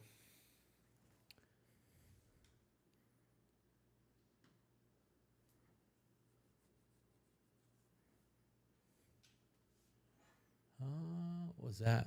Oh, that's a reply. What is the most troublesome thing about yourself? Then work on relationships. I don't understand. Maybe that was a response to somebody. Must have been. Dinner really wasn't enough for me. You really want to? I'm not saying I want a milk, but if you're saying you want a milkshake, I do want a milkshake. I really, really do want a milkshake. Jenny said we hit 230,000 on YouTube. Love that. Shut up. Love that. Thanks for being here, guys. Advice on helping someone who projects their emotions and feelings as if they are you saying them, but you're not. Advice on helping someone who projects their emotions and feelings as if they are you saying them, but you're not. You mean like someone putting words in your mouth?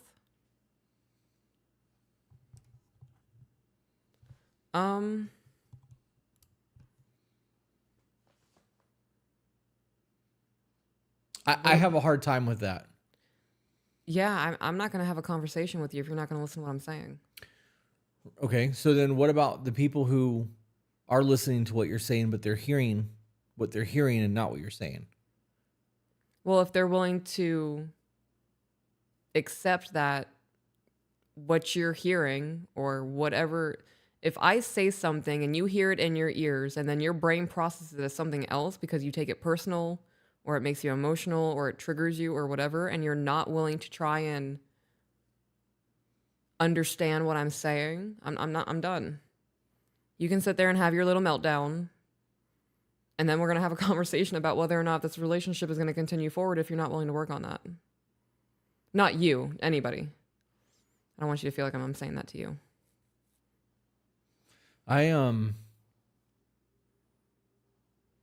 I really think it depends on the situation, but I think it's important to recognize that people are going to view the conversations and the situations through their own cognitive bias, whether that's trauma, whether it's just an angry life, misery, victim mindset, whatever the case may be.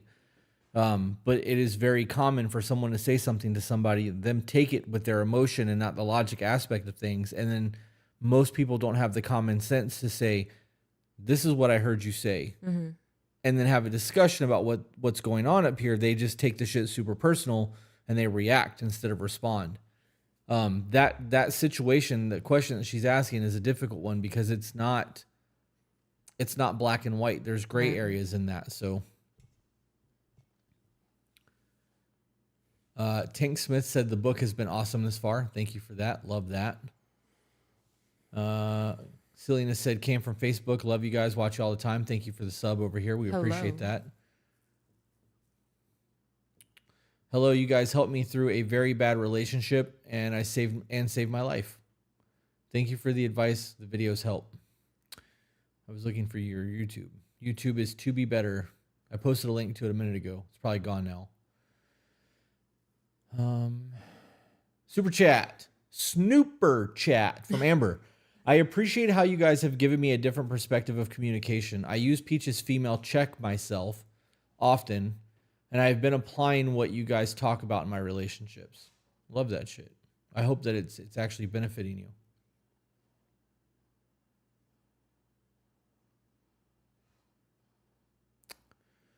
Advice on getting through to someone who constantly criticizes and screams but will only see it the way they do, but considers neurodivergence as an excuse.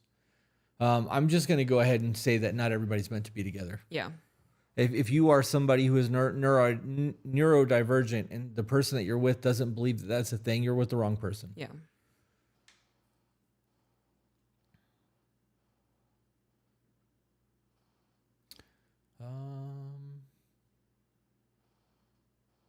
Currently running a fever, so this chill stream is exactly what I needed. Well, that's a good play on words. I'm glad you're here. Peach, could we see the tattoo on your arm of the lady? Show that ball gag. Why are you laughing? Because I saw what you did. Yeah, I can't just have my chicken wings. This used to be so much bigger, guys. We're gonna get there. My shoulder definition's still not that bad. Yeah. That's my funny. trap.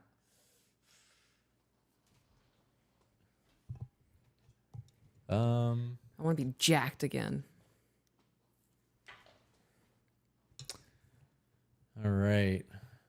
Hello, I struggle with BPD in my relationship. Y'all have helped me and my husband tremendously. He is understanding me way better, and I'm able to stop myself from splitting as much, and I'm not snapping at him as much. I attribute that to y'all. Thank you so much. I hope that you look into some DBT and CBT therapy on YouTube. Don't just use our podcast. Borderline is such a hard thing. It's such a hard thing for everyone involved. And just getting a little bit of help can change things. But if you know that there are tools out there, why don't you actually go a little bit further and like really deep dive those tools? I'm as healed as I am because I've done a lot of fucking work on myself. And we've actually had people comment. We've gotten a lot of nasty ass comments because of how healed we are with our borderline. We've had people say that they think we're faking it. I don't have reactions the way that I used to. I'm a lot more responsive and a lot less reactionary. Yeah. Like, I'm not going to regress to make you feel better about your mental illness. right. It's possible to do the work. It just takes time.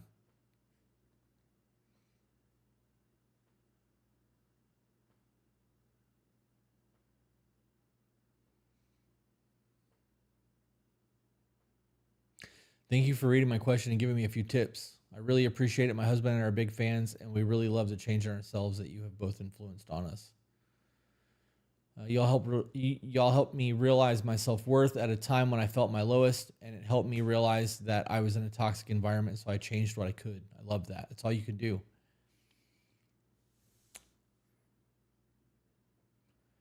Watching you two is what pushed me to start learning about my BPD. And it's a whole new world over here. It is. It Hell fucking yeah. is. The information's out there. We don't ever think to look for it.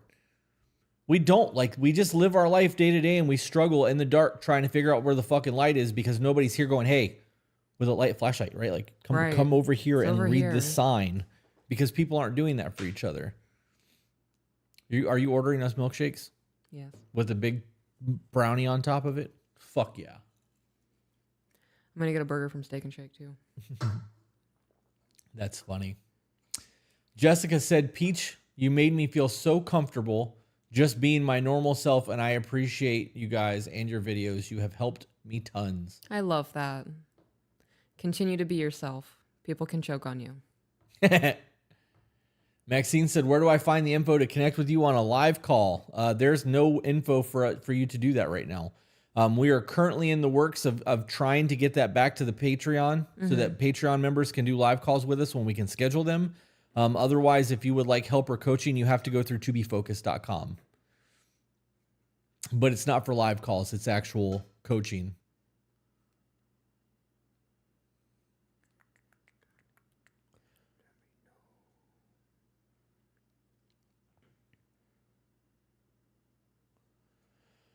New Patreon member, $50 package, just so you know. How do I become a part of the group aspect? Sorry if not platform for asking. So that means you're part of the Women's Thrive group. You want to talk about that real quick? Great time to plug that. Well, I don't know if I can plug it because I don't know how many spots there are. I actually thought that it sold out, which means I'm having ladies leave without saying anything.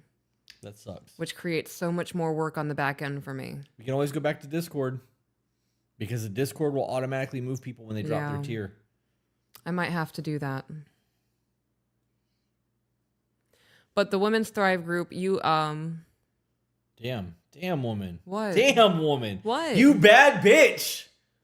Both of your fucking women groups are sold out. Holy shit. You're actually over on your main women's group by 3 people and over by 1 on the Women's Thrive. Holy shit. You bad bitch. Love that shit. That's crazy. I want to like hoot and holler. I love that you're doing like what you're doing. Yeah. It's so awesome. Thank you, babe. All of the information is in Discord. So you'll have to get into Discord. You will be put into the Women's Thrive section of Discord, and all of the information is there for you. If you're having a hard time getting into Discord, do not use the Patreon app. Log into your Patreon from a browser like Google Chrome or Mozilla Firefox. Link your Patreon to the Discord, and it will auto add you to our server. And then from there, it'll put you into the corresponding groups. If you joined at the $50 tier, that puts you into the Women's Thrive group. From there, it'll give you links to everything, including the information that you need in WhatsApp.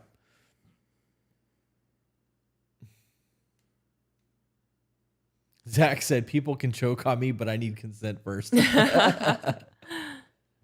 When is the first episode of The Good Wives posting on YouTube? I already listened to it on Spotify, but I want the visuals. So it will go live on our account Friday, the 24th. It will go live on the Good Wives podcast channel on the 29th. And then every episode past that will be dropping on Wednesdays on the Good Wives podcast YouTube channel. They will be dropping Wednesdays at, I think, 9 a.m. And we've recorded, the first 3 or 4 episodes? The first 3 episodes so far. Yep. And you guys can find that on YouTube. Just search The Good Wives and look for the little black image with a pink microphone with a crown on it. You'll know that you're on it. Last I checked, you guys are over 800 followers already. Yeah. Got to get to 1,000 and then I think 4,000 hours watched to be able to monetize that channel and start doing live streams and shit. That'll be easy. Yeah, it will. Lemon squeezy. Because Peach is amazing. Congratulations. This is awesome. Thank you. Love that for you, Peach. Where can I find your new podcast, Peach? It's the Good Wives Podcast. You know what? I can link that. Unless the mods want to do it. I have a computer here. Let me just do what I'm supposed to be doing over here. This is the whole reason that we set the shit back up this way. I'm over here being lazy. They probably beat me to it. Yeah, they're fast as fuck. There's the Good Wives. Yeah, they did. Zach got it first. Whatever, Zach. TNT. I'm literally writing it right now. What was that? Is that Lilo?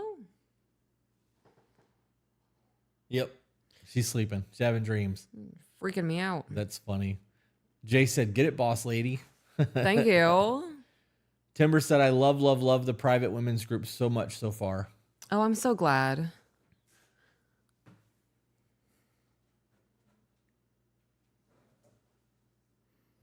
I'm dynamite. TNT. Iggy do the thing. I don't know why everybody's saying something about Iggy. Did I miss something? Is she doing something? There's a new podcast. Can I ask about the Good Wives podcast? Here's a great opportunity for you to.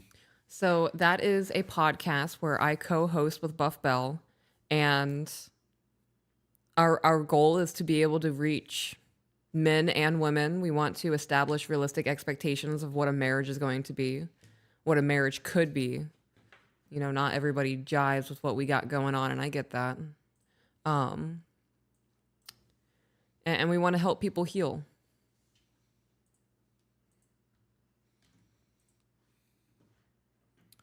I think you guys are doing a great thing with that podcast. I appreciate that, babe.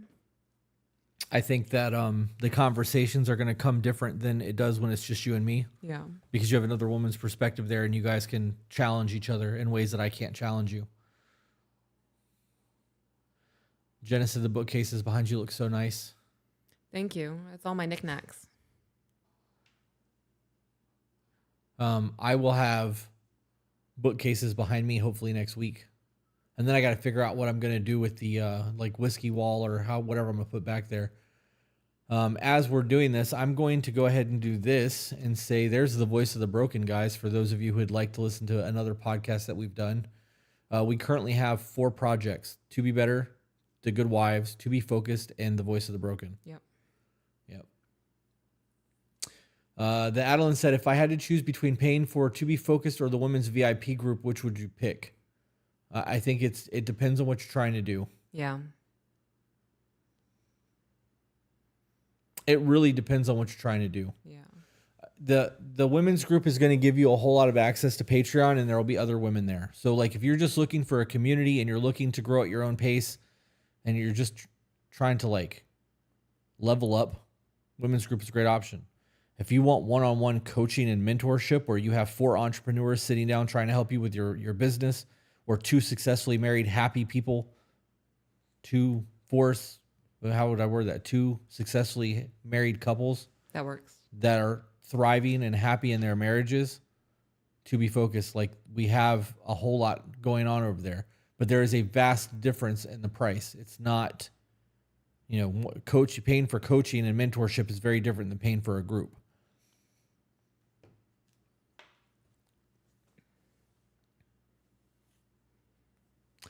Ben Chapman, sorry, just woke up from a nap, bought your book, Chris, and have been reading it with my girlfriend. I really appreciate your point of view. Ben Chapman, thank you for buying my book, dude. It means a lot. Can you give me like 2 to 3 takeaways of what you've gotten through from the book so far? Like I've only gotten a couple of emails from people with feedback, and I've seen a couple of the Google reviews, but I've not actually been able to talk to somebody that's finished the book and have like a real conversation about the biggest takeaways for them. I would love to hear that. Well, he didn't say he finished it. He says he's been reading it. Right, but if he's 5 chapters in, 6 Gotcha. chapters in, and he's taking away from it, like I would like to know.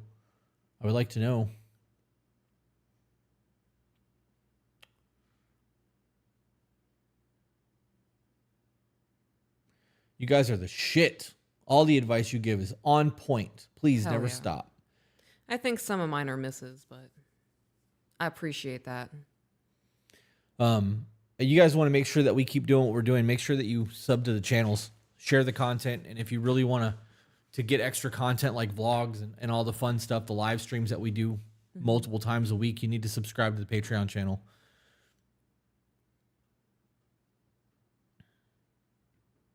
Could my hubby and I join To Be Focused as a couple? Absolutely. Absolutely. Zach's been here for almost 2 years. And that's insane, isn't it? Yep. How do you guys manage everything without having a burnout? That is a great question. You want to talk about that? I still get burnout. Yes, you do. So I know the things that fulfill me and recharge my battery, and I don't push myself past the point of burnout. I try my best to not get to burnout. So I carve out time, a little bit of time for myself every day, whether that's putting on my lotion socks and cuddling my husband on the couch, or running around outside with the children and playing with them before dinner. I think it's important to recognize that people are not going to be able to keep the same pace when they're working like we do. We don't keep the same pace. No. I don't do well with downtime, and you don't do well with no downtime. So like we are very different in that aspect. But I'm also willing to switch up our entire life to remove this stress from you. So when you're like, babe, I'm fucking burnt out, I need more free time, I'm like, I got you. Give me a couple hours to figure out our schedule. And I did. So it comes down to just being able to listen to what your partner's saying and try to serve each other, even though you have a job to do. And though this is something that started out as fun, it now employs people, and it is a job. It's a full-time thing for us. So I'm in the middle of chapter 6 and 5, and it hit hard. I'm in the middle of chapter 6, and chapter 5 hit hard. There we go. I can read, guys, I promise. Zach said 2 years, March 6th. What a great day. Yeah. Jesse said, so if I wanted to start a podcast with my husband and friends, I could get one-on-one coaching on that. Cool beans. I mean, if that's what you're trying to do, it's, again, the To Be Focused thing is it's paid coaching and mentorship, guys. So Jay Bentley said, how do you take time off without feeling guilty or lazy about it? I still feel guilty and lazy every time I have downtime. I have to remind myself that there is an end goal for me, and I will never meet that end goal. Or if I meet that end goal and I'm just burnt out, it's not going to be the quality that I want it to be. It's all about proper planning on my end. Like if we didn't have, we're recorded until March. Yeah. So if we want to go on vacation next week and take a week off, we can. And then we come back, we hit it hard again, and we continue to go. If you are far enough ahead in your work and your money is taken care of, you don't have to worry about that. Taking time off isn't a big deal. Right. And like taking days off whenever we want to, if it's just a day, really isn't a big deal because we just make it up later in the week because of the way that we work our schedule. So for me, it comes down to knowing that I'm ahead. I'm not working from behind. I'm working from a place of abundance. Chris, would you ever do workout example? Maybe list some workouts to build your body. Nope, I won't. I did a little bit of workout stuff when we were vlogging in the beginning of the podcast, and someone made a comment about it being weird, and now I'm just not willing to do it. Madison said, Chris, how do you keep your earlobes thick? I don't wear jewelry in them. I very rarely put my jewelry in my ears. But if you get emu oil or jojoba oil is both really good for your earlobes. You take your jewelry out at nighttime and don't sleep with them in your ears and massage them. So when you're watching TV, rub them. That's why I'm always fucking my earlobes. I'm trying to stimulate blood flow. I do that in the shower every day. I want my ears I want to reconstruct them. Yeah. I don't want the big earlobes anymore. I don't just like to have a normal little ear. Maybe like a 6-gauge earring in there. It's a little tiny 1/2-inch captive. Alana said for $19.99 on a super chat, you guys want to make sure that your comments get read. Send super chats on YouTube. My partner had to go back into the restaurant industry part-time at least through season after his business slowing down. Do you have any advice on how to support him without emasculating him? I think that's the right word. I don't understand how supporting your husband through his business slowing down would emasculate him. I don't understand either. Don't talk shit to him. You want to support him, tell him that you're proud of him for giving up on his dreams of his business to go back and work in a fucking restaurant to make sure that the family has what it needs. Don't be passive aggressive about things. Yeah. Be that support pillar. I would avoid saying things like, I miss when you did this. I miss when you worked at your own business because you could create your own schedule. Yeah. Yeah. Approach it all from gratitude. Yeah. Yep. I think that's a big deal. You find somebody that started their own business and have to step away from their own business to go back to working for somebody else's dream. That's a huge fucking hit to the ego. Yeah. And there's a whole lot of self-doubt that's going to come from that. As a partner, the best thing that you can do is be like, hey, I fucking recognize your sacrifice right now and I love you for it. Thank you for giving up on all that to make sure that we have what we need. Like, that's a big one. Ben said, we are on chapter 4. The communication is one of the biggest things. I loved what you said about victimhood, and my girlfriend loved about choosing to see life differently and not necessarily naive. Okay. Love that. Rose said, so many podcasts he could start lighting to. Maybe do attachment theory test. Well, I don't know what that was all about. I don't know what that was. What size are your ears now? I don't know, like an inch? 7/8? I don't know. I have jewelry from 3/4 to 1 inch sitting on the counter. I don't think the 1 inch fits you anymore. It probably don't. I could get it in. If I like got a little bit of oil on my earlobes, I could pop that bitch in there. It would not feel good, but it would go. But if I also wore the 3/4, if I just wore my jewelry the way I should wear my jewelry for like 2 weeks, the 7/8 would go right in. Yeah. And then, but I was at 1.5 inches at one point, so floppy butthole earlobes. When I take mine out overnight, they start closing up. No, they don't. They don't. They don't start closing up overnight. That's a myth. You know what happens? You're getting blood flow and your ears swell because for the first time in a while, you haven't had something restricting the blood flow in your earlobes. So you get in the shower and you get your ears warm with warm water and you massage them a little bit and you put your jewelry back in. That's good. You want that plumping to happen overnight. It means that your earlobes are taking care of themselves. Emily said, do you two still have a list of books you suggest? Yes, it's on the website, tobebetter.com. Click on resources.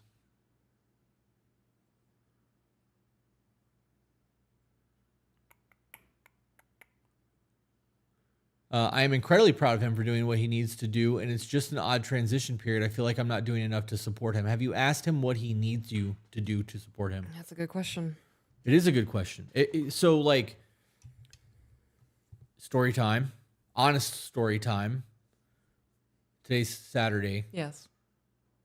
Thursday was fucking hard for me. Yeah.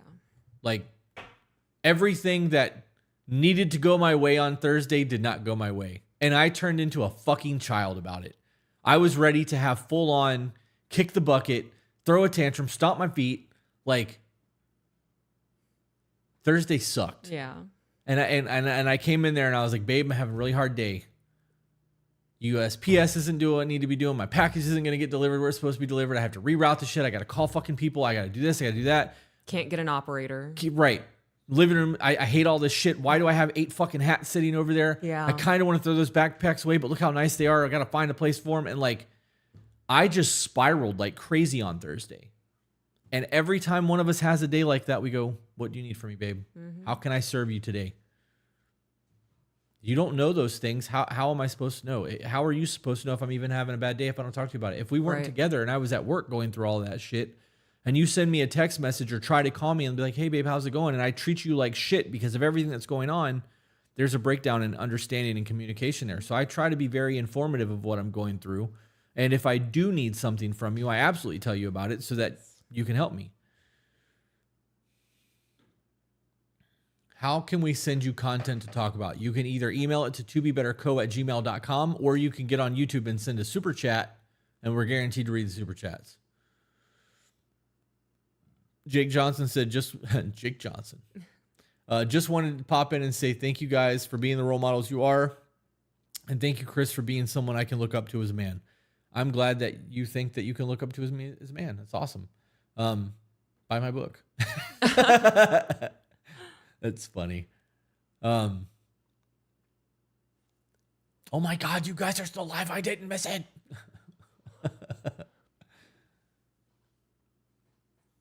I tried to look at the book list and it was broken. That's a Zach question. Oh, look at that. Zach's on it.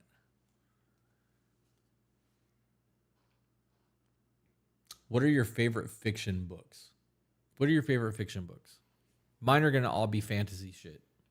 Harry Potter series. Yeah.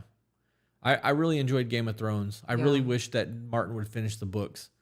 The Sword of Truth series by Terry Goodkind. Was it The Legend of the Seeker? They made a TV show about it.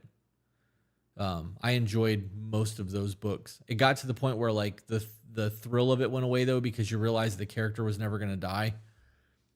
I like a lot of post-apocalyptic shit. There's a guy that goes by the name A. American as his like author name, who writes books, and he's based out of Florida. Mm-hmm. And like he's written an entire series about life after an EMP goes off. And that's actually a fear for me, like a very real fear for me. And reading that book series, knowing the places that this dude is walking through in Florida, because I know Florida, was really fucking cool. So that was a really cool series too. Jay asked, any overland adventures planned out? Love the vlogs. I want to go to Utah. Yep. That was discussed today. We actually, so there's well, Jay, you're familiar with overlanding, but there are a lot of what they call back road discovery routes or whatever, backcountry discovery routes. They call them BDRs. Florida has one called the Florida Adventure Trail. They have one called the the FAT, PHAT, which is the Panhandle Adventure Trail. And then the SOFAT, which is the South Florida Adventure Trail. My goodness. But there's enough dirt roads all through Florida, and the SOFAT picks up right south of us. Yeah. So we could drive 20 minutes and hit dirt roads. So I think that pretty soon we're going to start hitting random trails on weekends. Take Saturdays and just go explore and do shit. But Brianne said, did you get any delivery info on your couch? We canceled it because they moved the shipping back to the February 10th. So I canceled it. Did you show Peaches the sorting hat Lego set yet? I didn't even think to show her. Zach said, are you done yet, Iggy? For $2. Schmitty26 for $5. How do you set up dates? How do you set up dates? Yes. With someone who has an opposite custody schedule as you? You oh man. I would need a whole lot more information to try to figure that out. I'm just saying that if you want it bad enough, you'll figure that shit out. Yeah. Make it work. Get a babysitter one day a week. Yeah. They get one on their week, you get one on your week, and you use those like every Thursday night's date night. Yep.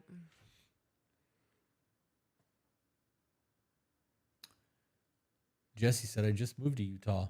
Utah has come up a lot. Like a lot over the last week and a half.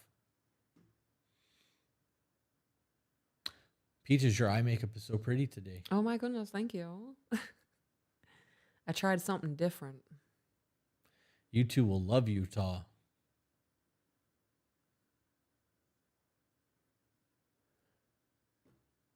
Our partner is on a ways lost journey, and we are trying to be helpful, curious for advice on what we could do for him to make his life easier. Stop having junk food in the house. That's an easy one.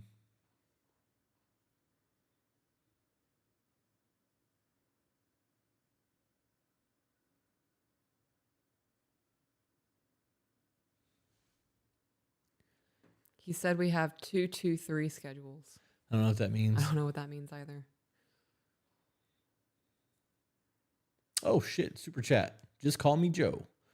Y'all, I'm reading the comments about marriage. 1, think before you speak with kindness and dignity.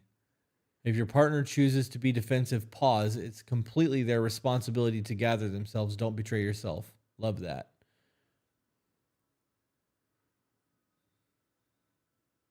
Go to Zion. We will.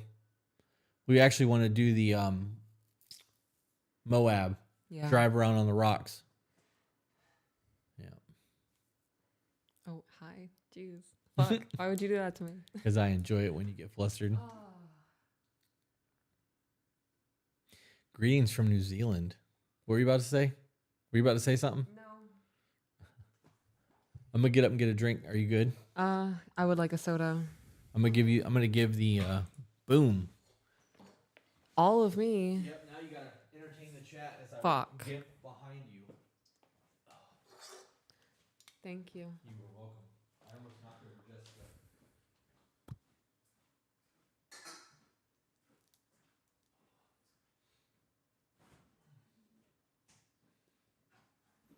Listen to you guys every morning while getting started for my shift. You have helped improve my marriage. I love that. You improved your marriage. We just spewed some information.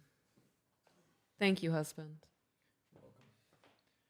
I'm gonna be a little bit slower to sit down in the stretch. My ass cheek is cramping.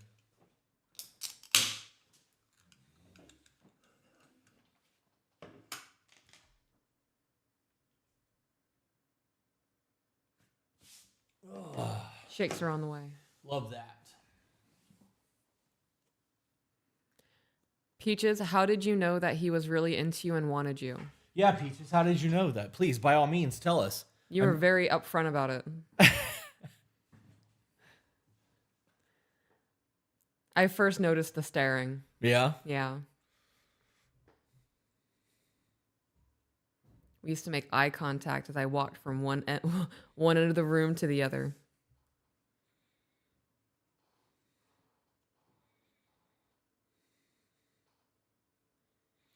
It is 9 degrees here in Colorado Springs, Colorado. Screw that. I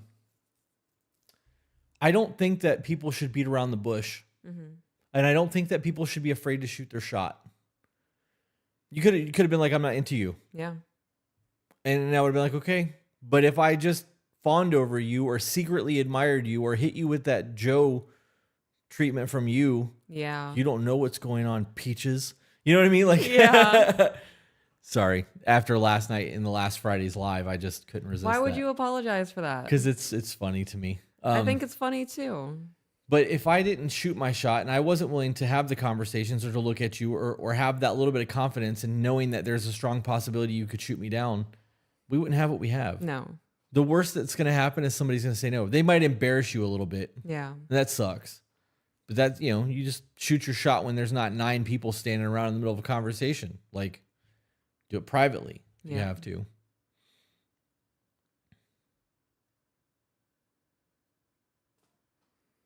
Two through three is a work schedule that you do work 2 days on, 2 days off, 2 days on, 3 days off, I believe. 223 is also a cartridge. Oh man. Logan said, I originally watched you all on TikTok. Haha. Well, I mean, at least you found us on Facebook because TikTok ain't gonna be here much longer. This is so much more relaxed than the pod. It is. We're just hanging out tonight, guys. Sometimes we're answering questions. Sometimes we may not. Sometimes we just do random finish the lyrics things. I didn't open your soda for you. No, you didn't. Did you get it? I did. Oh, I'm such a shitty husband. I didn't open mine either for what it's worth. I was so focused on stretching out that knot in my butt cheek that's all I could think of when I walked by. It's okay. That and not limping in front of your camera. I was trying to look I can tough. tell you're in pain, so.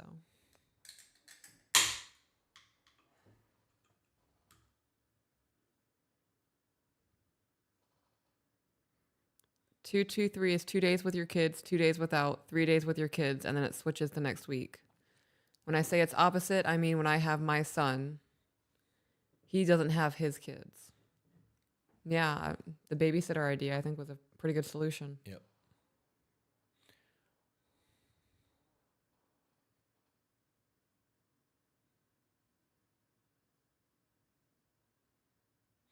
Chris, the chat covers Peaches because she's on the right side, but the ladies want to see Peaches. She's the eye candy. That's cool. Way to sexualize my wife and make it so that you guys are just here to look at a woman instead of actually taking the content. It's cool. Holy crap, negative 37 here in North Dakota. No way. No way. How is your blood not frozen? That's got to be with the wind chill. Negative 37 with the wind I chill. couldn't. I had a friend of mine that used to live in Minnesota, and he told us one night that it got like negative 80, and I was like, no fucking way, it never got that cold. And then we looked it up, and like with the wind chill, I think it's been over triple digits. Like they get super bad storms coming up there because of all the water in Minnesota. Minnesota. Yeah. Any advice for postpartum moms? That's a you thing, babe. Get out of the house at least every other day. Go for a walk. I think a walk should happen every single day. I agree. I would leave the house every morning and go get my favorite coffee from wherever it is. I would just go for a drive. Find a community of other moms, whether that be on Facebook, local communities, the YMCA, the town's civic center, or whatever that thing is. Self-care should also be a thing. Crochet, knit, read a book.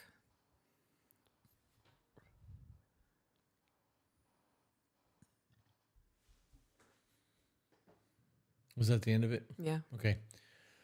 Peter said, finally got some free time to ask this, but who do you recommend through YouTube or just books with the information, or at least just on how to navigate dealing with borderline personality disorder? Trying to keep this short. I know it has wrecked my second marriage, but I know I want to fix things and have a chance. But I also know between BPD and my PTSD, I've got a lot to sort through. So I don't know if you're saying that you have BPD or they do, but our recommended reading list has actual books on borderline that you can pick up and just go.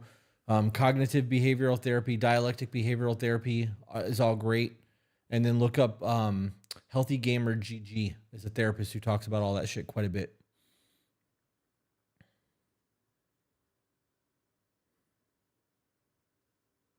Have y'all ever thought of live streaming a D&D session? We did. We streamed a bunch of them before we quit playing. It's on our Twitch channel. Yeah. Minnesota here. It's freezing tonight. I believe it. Let's see what our low tonight is, babe. As Jay said, I stepped off the plane in New York at 11 degrees and realized real quick why I love living in Vegas. We're going to have a low of 63 tonight. That's it? You have to bundle up, babe. I talk a lot of shit about how much I hate Florida and how much I hate the heat and the landscape. And you then don't it got do well cold. in the cold, yeah. Our cold is different, though. Yeah. Cold 50 here and 50 in Tennessee feels very different. I agree. I'll sleep with 2 fans on in the room with it being 10 degrees outside. Yeah. Maybe with the heater on. I ain't doing that shit. I'm down for that. Mace said, hey, you guys should check out the steel mace. You swing it in a 10-2 pattern or a 360 pattern to work out. Think you guys would love it. Maybe. Perhaps.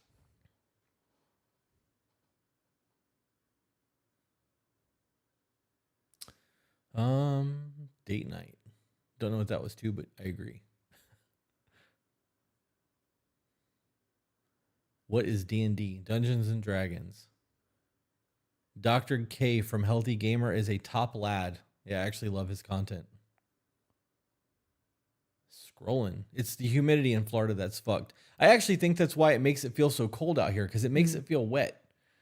That wind hit my face at 50 degrees out here when we were walking Ivy the other morning. It wrecked me. Like there was snot and everything. We're in Tennessee. That just throw my hoodie on. I'm good. Mm-hmm. We're in Florida.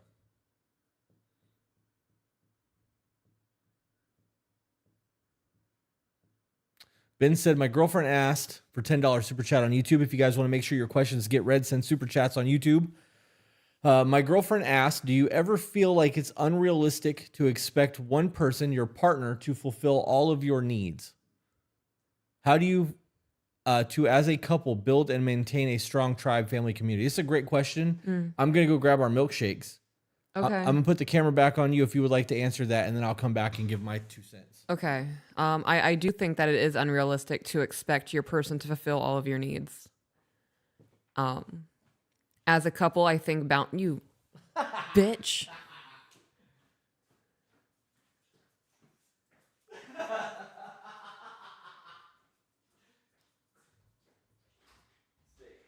He showed me his butt. I'm all flustered now. He has such, it's so perfect. Nice little apple dumplings. As a couple, I think boundaries need to be set on, who can they go to outside of you for support.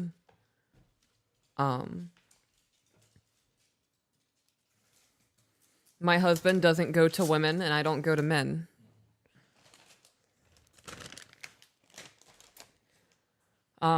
We have boundaries set on what we discuss outside of our relationship. So we never shit talk one another to people. We don't do it to each other's faces, but we don't use our relationship as gossip. And I would be looking for people to be in my community who are on the same understanding, who are under the same understanding of how we live our life, or are living this life better than us.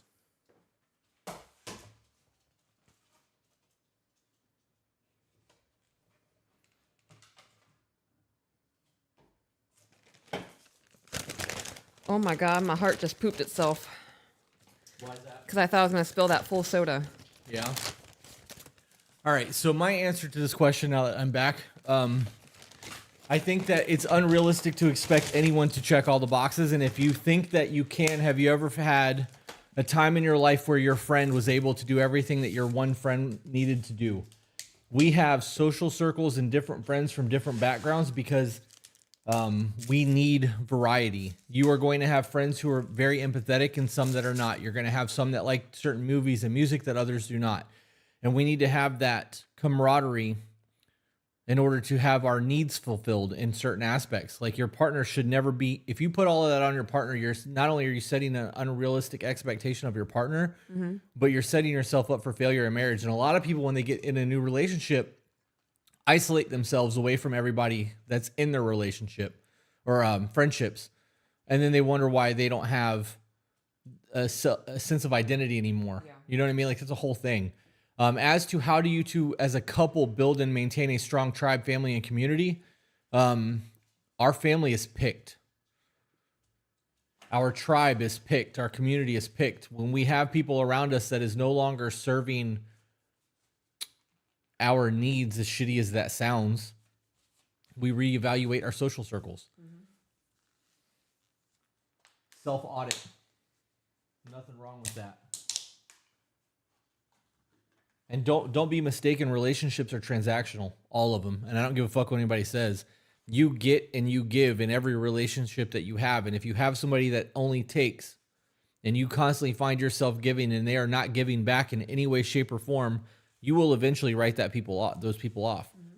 Givers can only give so much and takers will never stop taking. So I hope that answered your question. It was kind of a long one.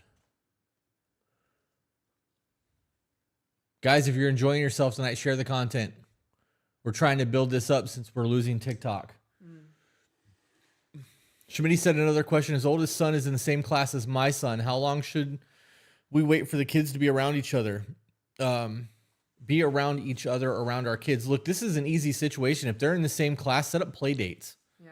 You have the opportunity then to go meet at a park and your kids can go and hang out and play and have a good time. They already know each other. Like, just don't be fucking holding hands and making out in the park. Like, treat it like you're two adults that are hanging out so the kids can play together.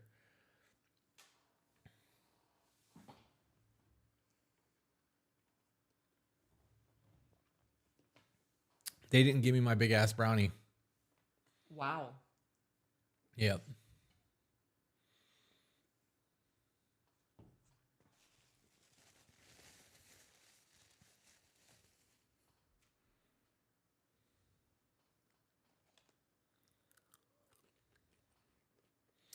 Kate Dizzle, my shizzle, for $4.99 said, my husband told me he was bragging about me at work. Thank you for helping me grow into a wife that my husband is proud of. You are both amazing. Congratulations. Isn't she in one of your women's groups? What? Yeah, she was. Yeah.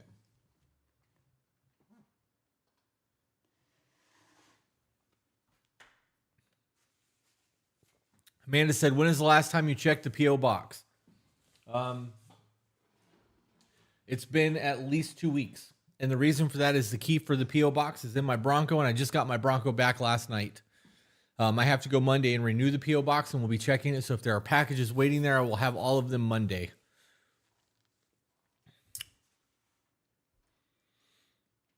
I love this. I just got a new Lego set, and the hubs just went to get dinner. Oh, man. You guys are going to Lego and eat at the same time and listen to To Be Better podcast? Shit, that sounds like a date. You can stop staring. I ain't giving you nothing. Nope. This ain't for you. She's such a moocher. She is. And she plays a sympathy card.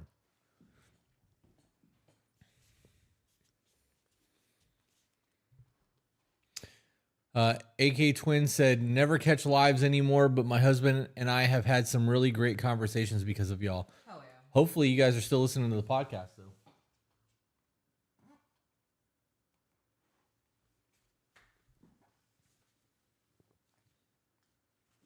How's your burger hotness? It's a garlic burger. I love the taste of garlic. Yeah? What is a garlic burger? Like it just has garlic on it? All over it, yeah. There's like a garlic aioli spread, and they top it with this garlic oil. What is an aioli spread? Kind of like mayo, but fancier. Okay. So it's garlic mayo. Yeah.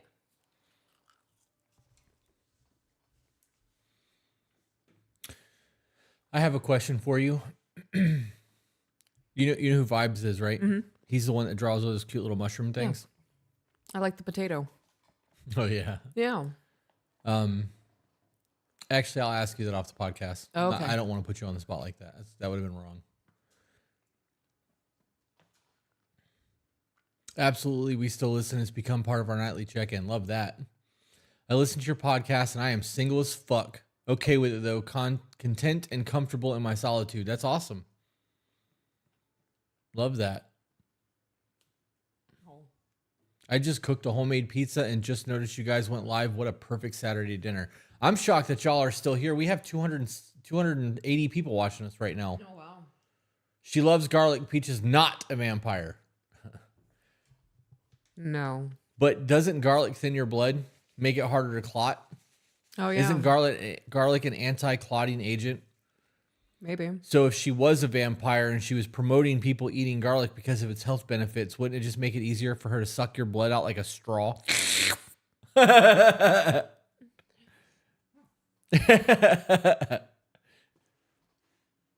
Advice for earning trust when it's been broken. Been what seems like forever, but never seems to be gaining or mending.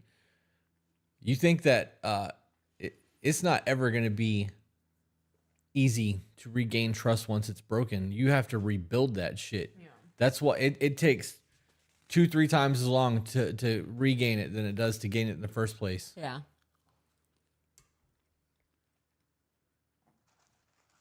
I think people get caught up in the... I mean, there's a whole lot of things I can say about that.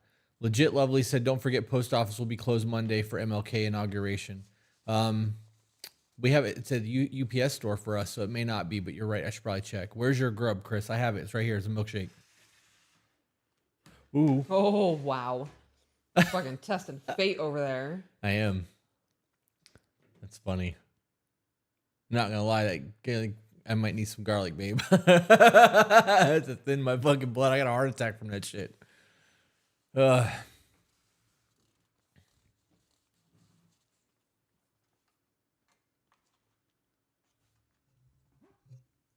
Now I'm all scared I'm gonna fucking knock it off the table.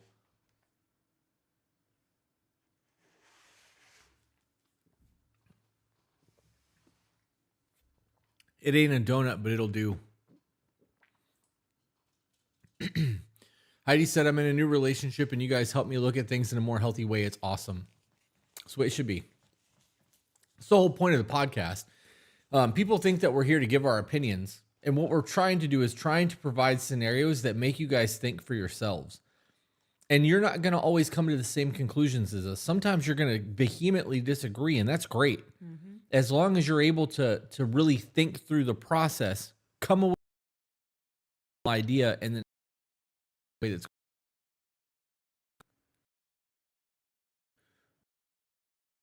Peaches.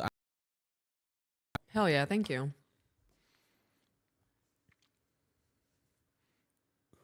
Pardon me.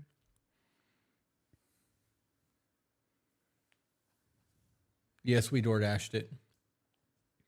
I think we gasped at the same time.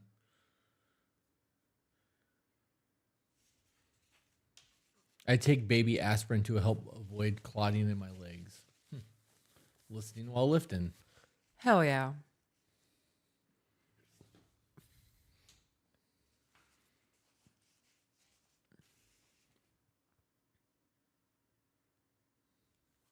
You want to watch a movie or something tonight? Sure. So tired of just jumping from thing to thing on the TV. Yeah, there's got to find something new to watch.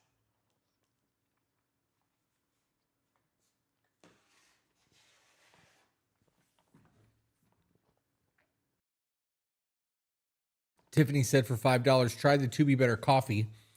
Was absolutely amazing. Can't wait to try more flavors. I've only had the sample pack. For those of you who are interested in the coffee, it's tobebetterbrew.com. The pecan pie is my favorite. Read my past comments! Exclamation point. 80 stars sent this far. I don't know what that means.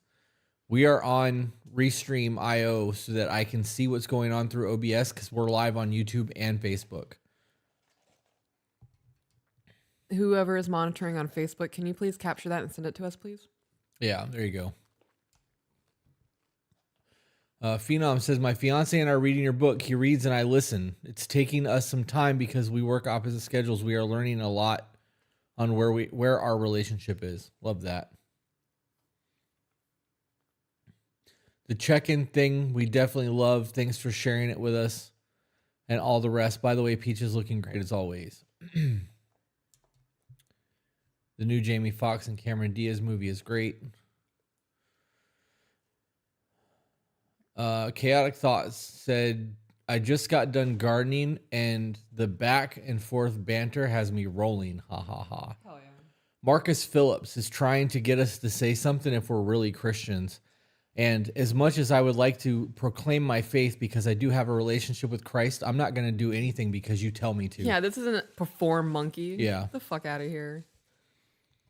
My dedication to Christ is shown through my day-to-day actions, not because you told me to say something. Right. Not because some random person on Facebook says do it or you're not real. Walk in front of this mirror so I know you're human.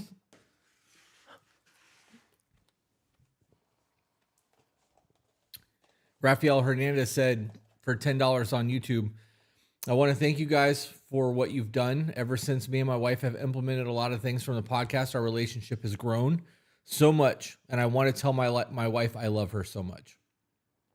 Oh, yeah. I want to tell my wife I love her so much. Well, Mrs. Hernandez, Mrs. Rafael Hernandez, your husband loves you very much. And that's awesome. Legit Lovely said, have y'all watched the new Gladiator yet? We did. We did watch the new Gladiator. What did you think of that? It definitely wasn't the first one.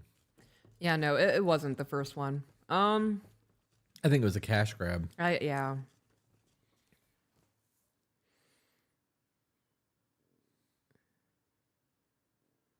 I don't know. He went in there and did the exact same thing the other guy did. Right. It felt like the same movie with just different characters. Yep. What does a typical day's schedule look like for y'all? Would love daily vlogs from Peaches. Crazy. You could have them. All you have to do is join the Patreon because they're there. That's where they're at. We do our vlogs on Patreon. I just saw somebody ask what our usernames in Discord are. We don't add people on Discord. Nope. We don't private DM on Discord. Everything is done through all of the public channels. I don't know if you were asking because you were trying to add us as friends on Discord, but that will not be a thing. Good. Still good to point out so that people are aware. That's actually in the rule screen. When the rule screen pops up, when they get accepted, they're supposed to read that shit because it gives all the Yeah, I can tell permissions. people don't because I I get know. at least one friend request a day or one DM request. Yeah. Zach says, "Wish I was loved." This is in quotation, so this probably came from somebody else. "Wish I was loved and looked at the way Peach is. Also praying you know just how fucking lucky you are to have a woman that is so effortlessly beautiful." Nope, I have no idea. I don't know how blessed I am. You guys should tell me. What advice do you guys have about having a healthy work-life balance? Everybody's different. I agree.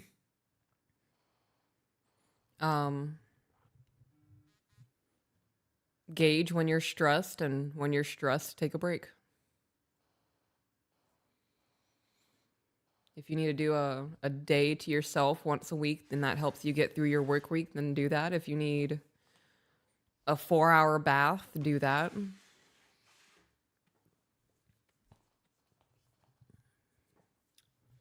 I think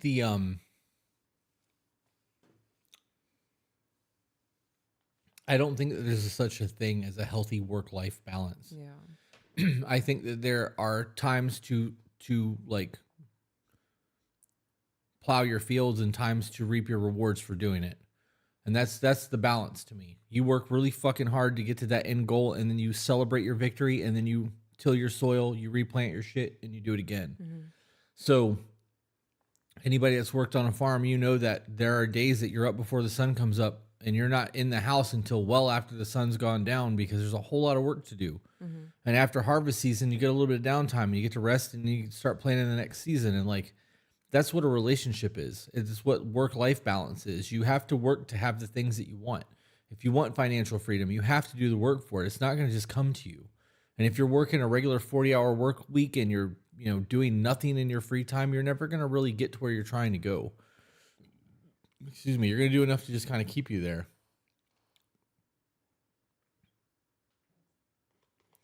Zach, are you?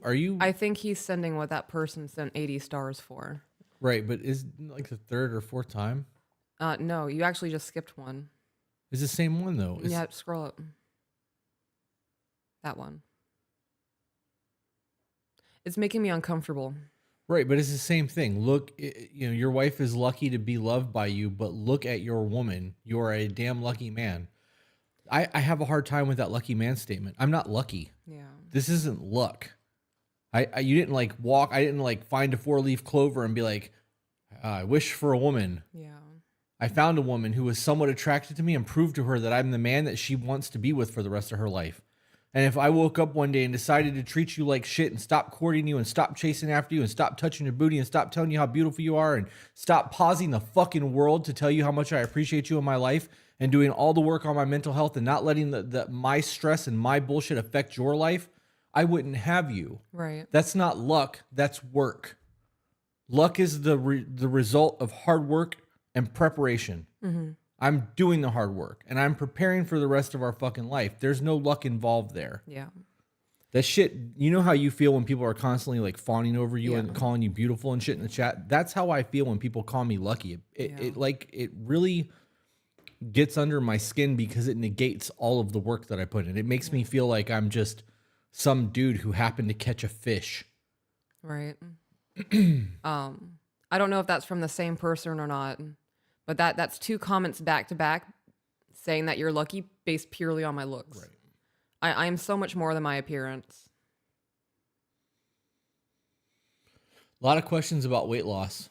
Somebody else said that they asked me if I'm a messy drinker. No, I'm gonna show you guys. I'm gonna embarrass myself for a minute. You see that? It's chocolate sauce and chocolate chips on the outside. If that gets on my hands, I'm gonna have a full fucking meltdown. And lick it off for you.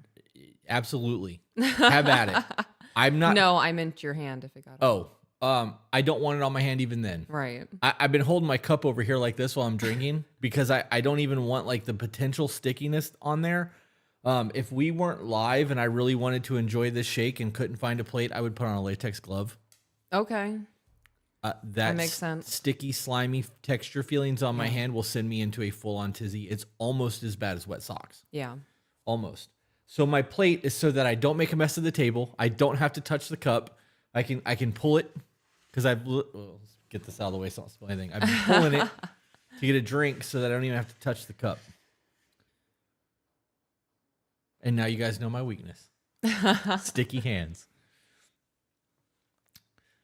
Kayla said, started watching as a single woman and you helped me to see red flags and even green flags to know that my next relationship will be a good one that lasts. My now fiance and I still love to watch and put into use what you say. Thank you so much from the bottom of my heart. I love That's that you guys are doing the beautiful. work. You want to talk about your weight loss? People, maybe I've scrolled past this multiple times because I'm scrolling back and forth, or maybe that I've seen multiple. Oh, and there's another one right there. I know you've talked about it in the past a lot. Is it just I meal prepped. I did cardio every morning. I would run. I started doing like army training for the way that they run. And I went into a calorie deficit. I calculated how many calories I was eating. And on a typical day, I was eating like 4,000 calories. And on the weekends, I could eat upwards of like 10,000 calories because I'm a binge eater. So I went to a calorie deficit of like 2,000. And that calorie deficit would decrease. So when I was super close to my goal weight, I was down to like 1,700 calories a day. and you've managed to bounce back and forth within roughly a 10 to 15 pound Yeah. fluctuation between hormones, stress, water, and food intake. And is that just the same thing? Just watching what you eat, or are you just Yeah. weighing yourself and being cautious? Both. What version of the Bible do you guys read? I have the NIL, I think it's called. It's on my Kindle, let me tell you.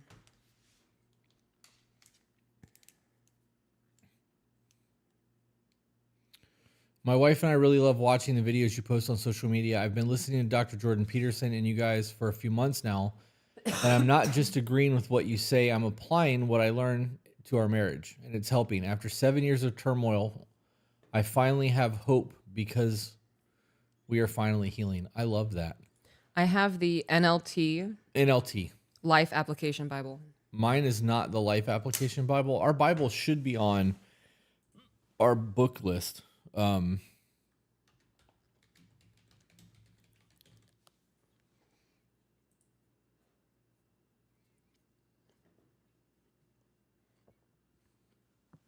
My Bible specifically is also the NLT. It is the Everyman's Bible, Deluxe Explorer Edition. It's actually a study Bible with study notes for men, to be specific. We've been asked that a lot, so we have a list of exactly specific Bibles that we have.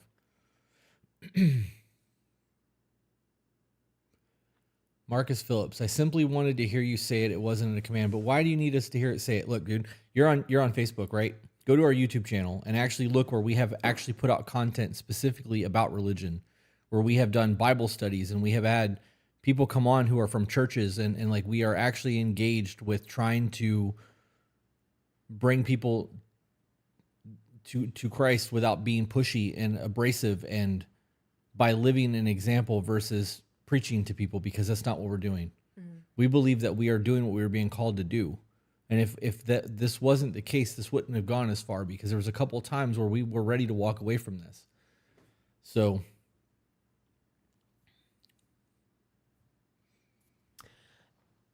That wasn't a command. The way that you worded that, it was a command. It was. If you walked up into me in public and said, say Christ is king if you're a true Christian, who the fuck do you think you're talking to? I'm going to start looking around the room because it's not me. Now we can have a discussion about faith and you can ask me why I have a relationship with the Lord. But what kind of desocialized, not knowing how to talk to people is that?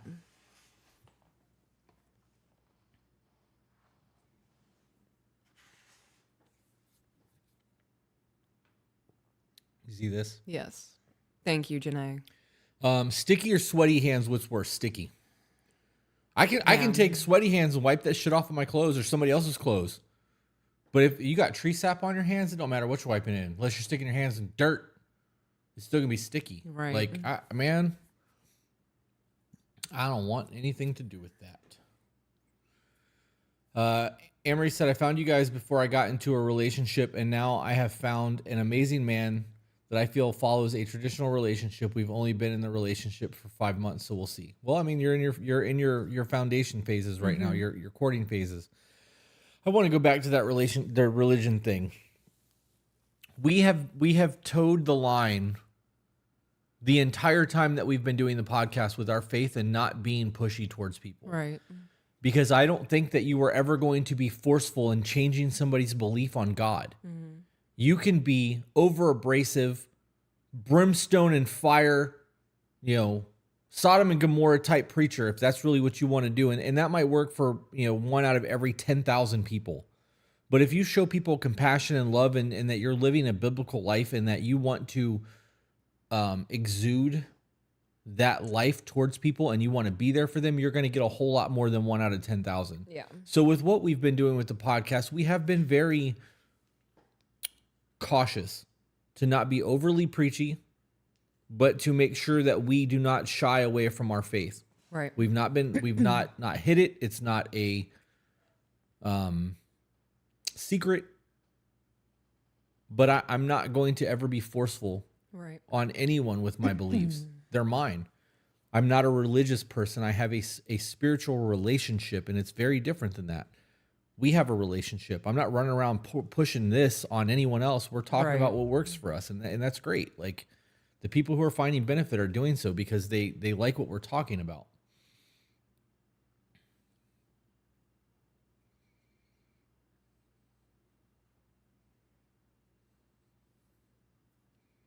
Where is the book list? Please and thank you. Is the Sunday content coming back? My mom has been dealing with a lot of health issues, and we moved a lot of the Bible studies into Peach's women's group, and even that got put on hold because of what's going on in her personal life. So until she's ready to do that, it's just going to be sitting, I guess.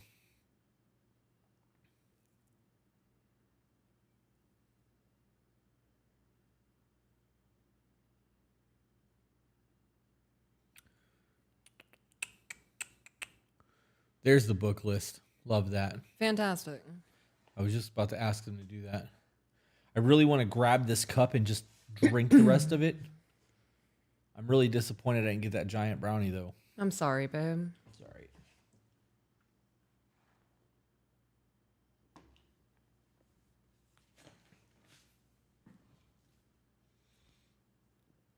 all right. Darth Cinderin said, I really appreciate that you don't force it on people. I'm a first... Yet I love everything you put out. If religion interwoven in every conversation, then I would have stopped supporting a long time ago. Right. Because it's not, you'll get it when you get it. Mm-hmm. And if this is that thing that plants that seed and 3 years from now, you find your faith because of the way we lived our life, great. And if you don't, we did what we're supposed to be doing. Mm-hmm. I don't know. I understand why people are forceful with it. I understand why people feel the need to be the way that they interpret scripture. I just don't think that's necessary. Yeah. As a non-religious person, I find your balance between discussing your faith and the rest of your lives well done. It's like being able to see the beauty that y'all find in it without pressure. There you go. Love that.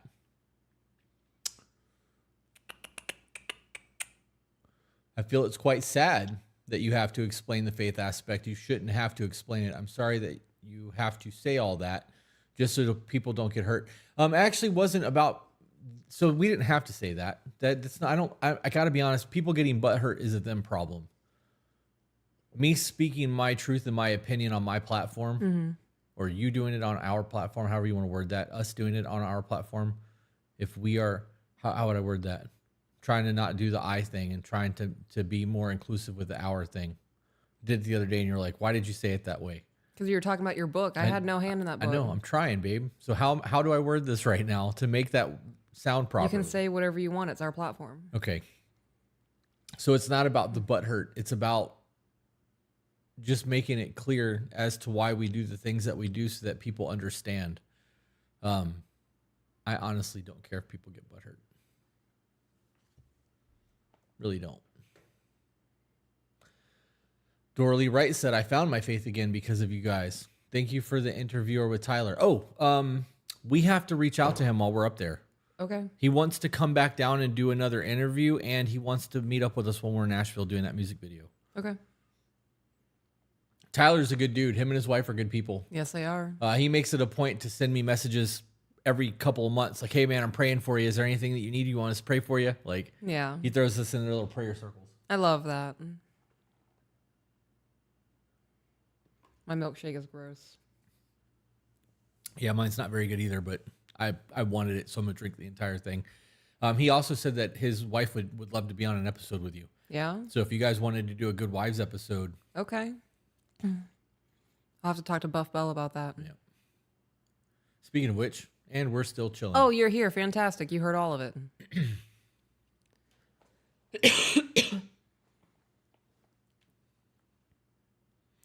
Brooks said, currently on a train heading to Orlando for the Disney College program. Brought your book, Chris, to read. Love that.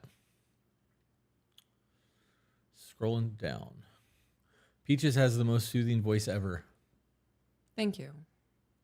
I hate it. Why? I hate hearing my own voice. Oh, yeah. No, I get that. I totally get that. But I was like, I love hearing your voice. What are you doing? Oh, thank you.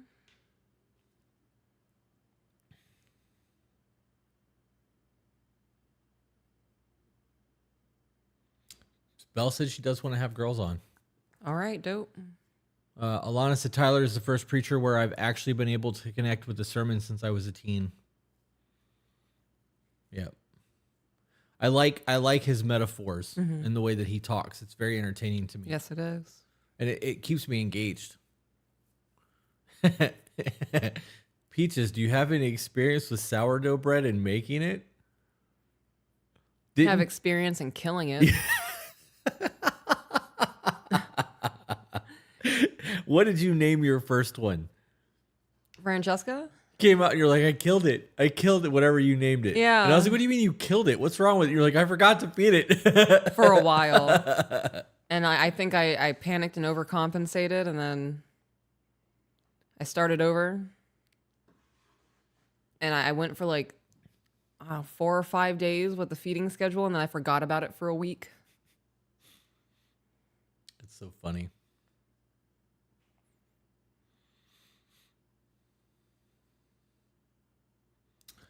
Ghosty said, I got into my faith again because of y'all. I love that. Sourdough is fun. Peaches is a sourdough murderer. Sourdough and bamboo. You can keep everything else alive, no problem. Those two things just doesn't do well. Yeah.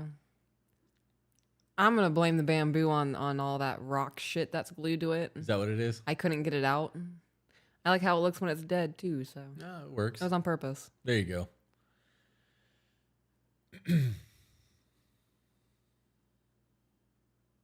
go. Faith in flower power-based medicine for individuals. Wondering what your thoughts are on this since Peaches has been trying to not need that as a go-to. What are your thoughts on that since you're not using it as a go-to on plant medicine? Well, she said tied with faith, too. I think that it's a medicine. I think it helps some people and others it doesn't. And when that intertwines with my faith, I don't think the Lord would have created... I mean, people take advantage of it. Absolutely. Just like people take advantage of everything else in life. But I don't think the Lord would create something and then condemn us to hell for it. I think it's foolish to think that there was not medicine created before pharmaceuticals. Right.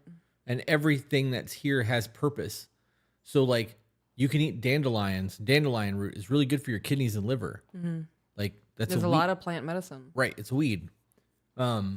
I know that there's also conversations about the whole, follow the law of the land, and because it's illegal, you shouldn't do it. Um, but I think that it just creates an altered state of consciousness. It's no different than wine does, and that was okay. Mm-hmm. So, like, where does that line get drawn? We're both huge advocates for plant medicine.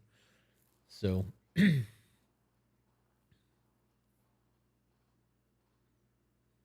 forgot about my plants for 2 months. Only killed 4 out of 20-ish plants. The orchid is surprisingly still alive. Oh, hell yeah. That's crazy. There definitely was medicine. That's what witches were. So somebody that understood herbal medicine was witches. Is that a thing? I don't know. Like, I know the Salem witch trial, but that had nothing to do with the women knowing plant medicine. That was just fear of things people didn't understand, or the boogeyman. Yeah. Control. Yeah. But even thinking back before a time before witches, people needed medicine. Right. So I don't think every doctor was labeled a witch.